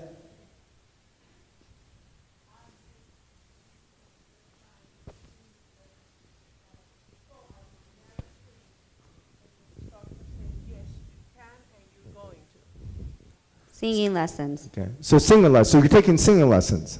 Yes. Okay. I thought I could never do it. Yeah. Are you doing karaoke also, or? No, I went to the instructor and he says, what's keeping you or not singing? I'm going to send you a place where you can sing. That's wonderful. I never thought I could sing. Anybody else? What else makes you jump out of bed? Walking. Someone said walking? Yeah. Coffee. That's good. She said walking. Okay, someone said walking, someone said coffee. That's good, right?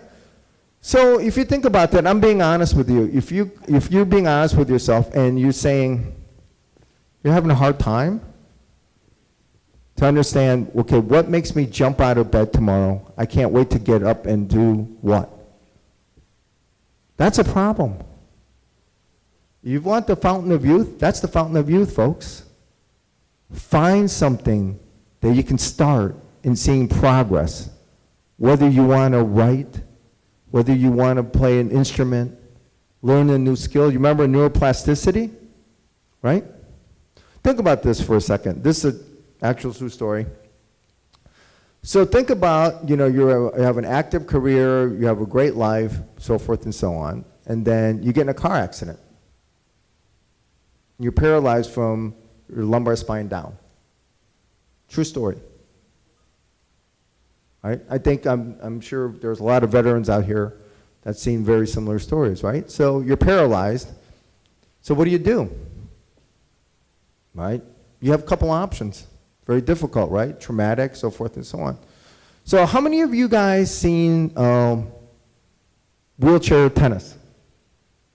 Did you ever see that? They actually have the US Open, they have wheelchair tennis.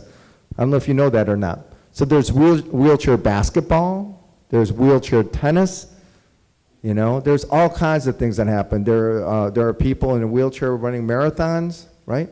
So the question is, for me, is where did they get that? What drives them to do that? Right? One day you're walking, and next thing you know, you're paralyzed, and now all of a sudden you want to get on, learn how to play tennis in a wheelchair, and you're competing, right? Why is that? Because progress. That's what makes them motivated to get better every single day. That's really the fountain of youth, is to pick something. Don't just, if every single day in your life looks exactly the same, then that's on you. Right? That's on you. Someone said they want to skydive. Who was that? Why? So what's keeping you from skydiving?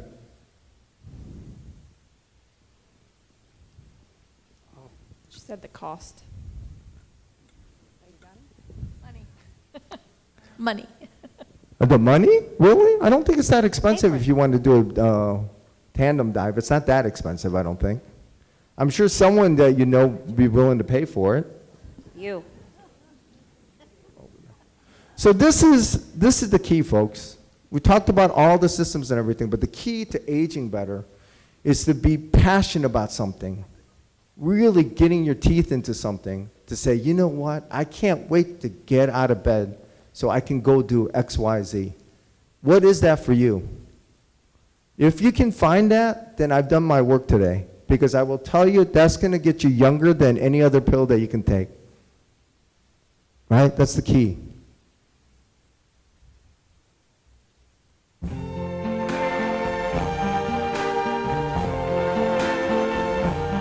I see trees of green, red roses too. I see them bloom for me and you. And I think to myself, what a wonderful world.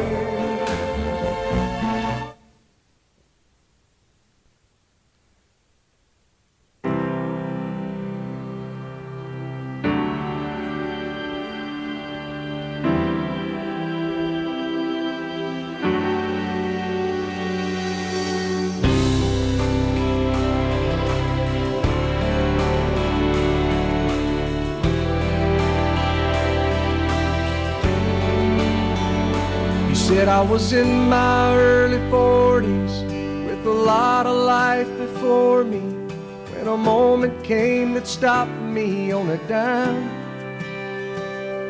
I spent most of the next days looking at the x-rays, talking about the options and talking about sweet time.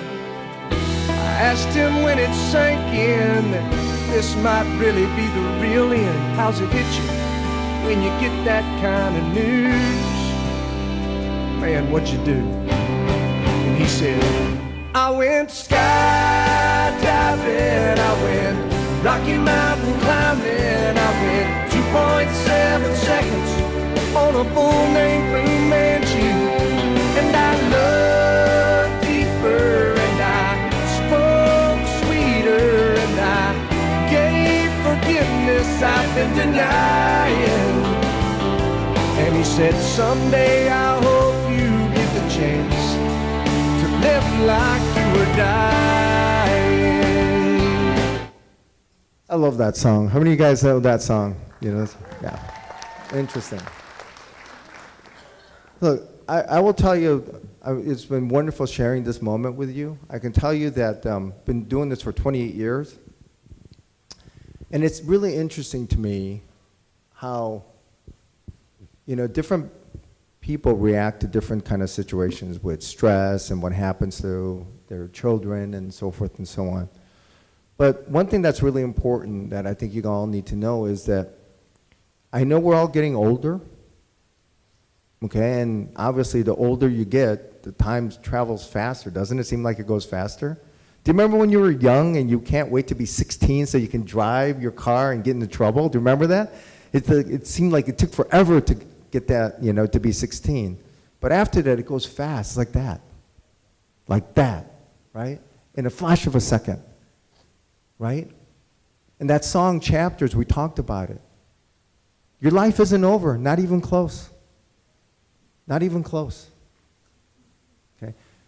The impact that you can have in the people around you is touch of a finger. It's right there. Like Gloria, for example. She does her thing. She doesn't realize how much she inspired me, because she truly did inspire me. And what you probably don't know is that you probably are inspiring others that you don't know about. Right? You don't. You know what's really interesting about the human condition, right?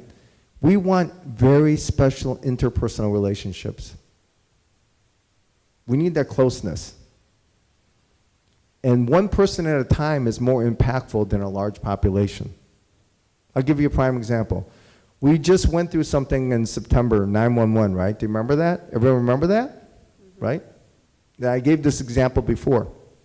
And we lost about 2,000 of our fellow U.S. citizens during that, right? And I think all of you can kind of remember what you were doing at that time, right? On 911, it was a Tuesday. Do you remember that, right? And that was, right? So there was another event that happened, December 26, 2004. Big event. We lost about 2,000 lives in 9/11. We lost almost over 250,000 lives at this event. Do you remember that, 2004? Anyone? Yeah, tsunami in Indonesia, right? Almost 250,000 people died. But I guarantee you, I mean, maybe some of you, but if I asked you to know what you were doing that day, December 26, 2004, I don't think you can remember what you did that day. Why is that? Because we're wired to be human, very personal relationships. You know, it's really interesting. I saw an article about, I was watching the news and Taylor Swift, I'm sure everybody knows who Taylor Swift is, right? 12-time Grammy winner, I think. And her fan base is called the Swifties, right? And I think she has over 20 million followers, or something like that. And then she's dating some receiver from the Kansas City Chiefs. Kelsey, he's a tight end, right? He's a tight end, Kelsey. And by the way, since she's dating him, his jerseys went up sales like 400%. So it's a very profitable relationship. So, But, you know, I certainly don't know Taylor Swift, but it'd be really interesting I would love to have this conversation with her and say, you know what, all the wonderful songs that you've done, you have 20 million followers, you know, they're cheering in your concert and they're dancing. Does that make you more happy or more impactful for your life? Or if one of your many fans came to you in a personal and say, you know what, your song really meant something to me. It changed my life. You know? I'd really love to ask her that. And I take the bet that one fan that came to her and touched her personally, and she touched her personally, it changed her life, makes a difference. But I don't know. But that's how we're wired. Okay? So what I'm trying to tell you is that you have the ability to make an impact in every single person in your life right now. In your chapters of your life. And so don't waste any moment. Right? When you hug your grandkids, hug them harder, right? And it's interesting because when we're at a hotel room, I always write a little note for the guest room attendants or the maid, and my wife asked me, why do I do that? You know why? Because I want her to know that she matters, right? And I want you to know that you all matter. That you can't sit on the sidelines. Stop being a bystander. Don't be a spectator. Get in the sport. What I'm asking you to do is get into the field and leave it all out in the field. What do you got to lose? What's stopping you? Is it fear? What is it? You're going to make all kinds of excuses. The world is full of excuses. 95% of the population will make excuses why they didn't do X, Y, Z. Right? I don't want you to be that 95%. I want you to leave here knowing that you can make a difference and go out and do things. Learn things. Be passionate about something. Be invigorated. And it's an interesting year for me because I lost my mom in spring of this year. You know? Interesting. It was a complicated relationship. There was a lot of things that I wish I said to her, and I'm sure there were a lot of things she wishes she said to me. And, you know, I think back about it, you know, I always wish that I could give her a much better life than she had, because she never wanted to do anything. She didn't want to travel. Probably the best thing I ever did for her was get her a dog. I got her a little Chihuahua, and she calls it Paco, and I'm pretty sure she loved that dog more than me. I'm sure of that. So that was the one thing that I did. But I will tell you that I keep thinking about, if I have 5 more minutes, what I would have said to her. You know, because I remember leaving, she was in hospice, and then they called and we turned, I'm like, as soon as, you know, I left, we got the call and she said, your mom passed. And I ran right back. And it's interesting. I just thought I had 5 more minutes, and I didn't. I thought I could go back there next day. But that's the thing, is the 5 minutes are a very interesting thing. You might not have 5 minutes. Right? If you have 5 minutes, what are you going to do with it? What would you do? What's going to make you jump out of bed to make that 5 minutes the most important 5 minutes of your life? That's what's going to keep you young. Does that make sense? That's what my wish for you today is that after you leave here, you think about things, you understand, and hopefully you find something that you're really passionate about, because you will make a difference. You matter. Okay? You matter. Believe me, you do. You want something to say? Say it. Don't stand on the sidelines. Let's get into it. Let's get into the game. Okay? That's my wish for you. It's been a wonderful 2.5 hours spending time with you today, and I just thank you for all your support. And I will be here if you have any question and answer sessions.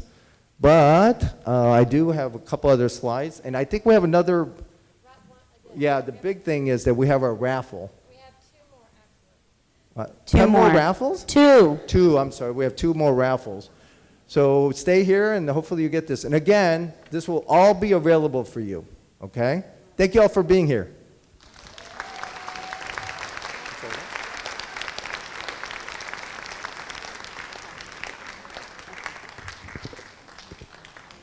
Oh, where's the, so they'll give you a barcode that you can get this, you can get a slide and a presentation. Okay? All right, thank you so much. Well, come in. So if you need all these things taken care of, as you can see right here, he's right over there. He can help you take care of that. The girl of the hour is here.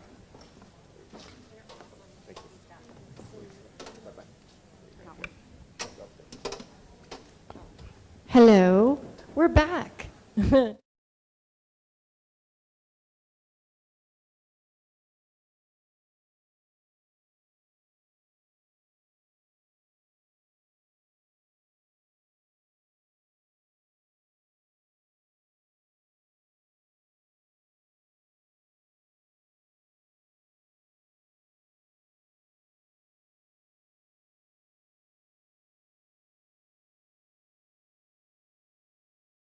Raffles.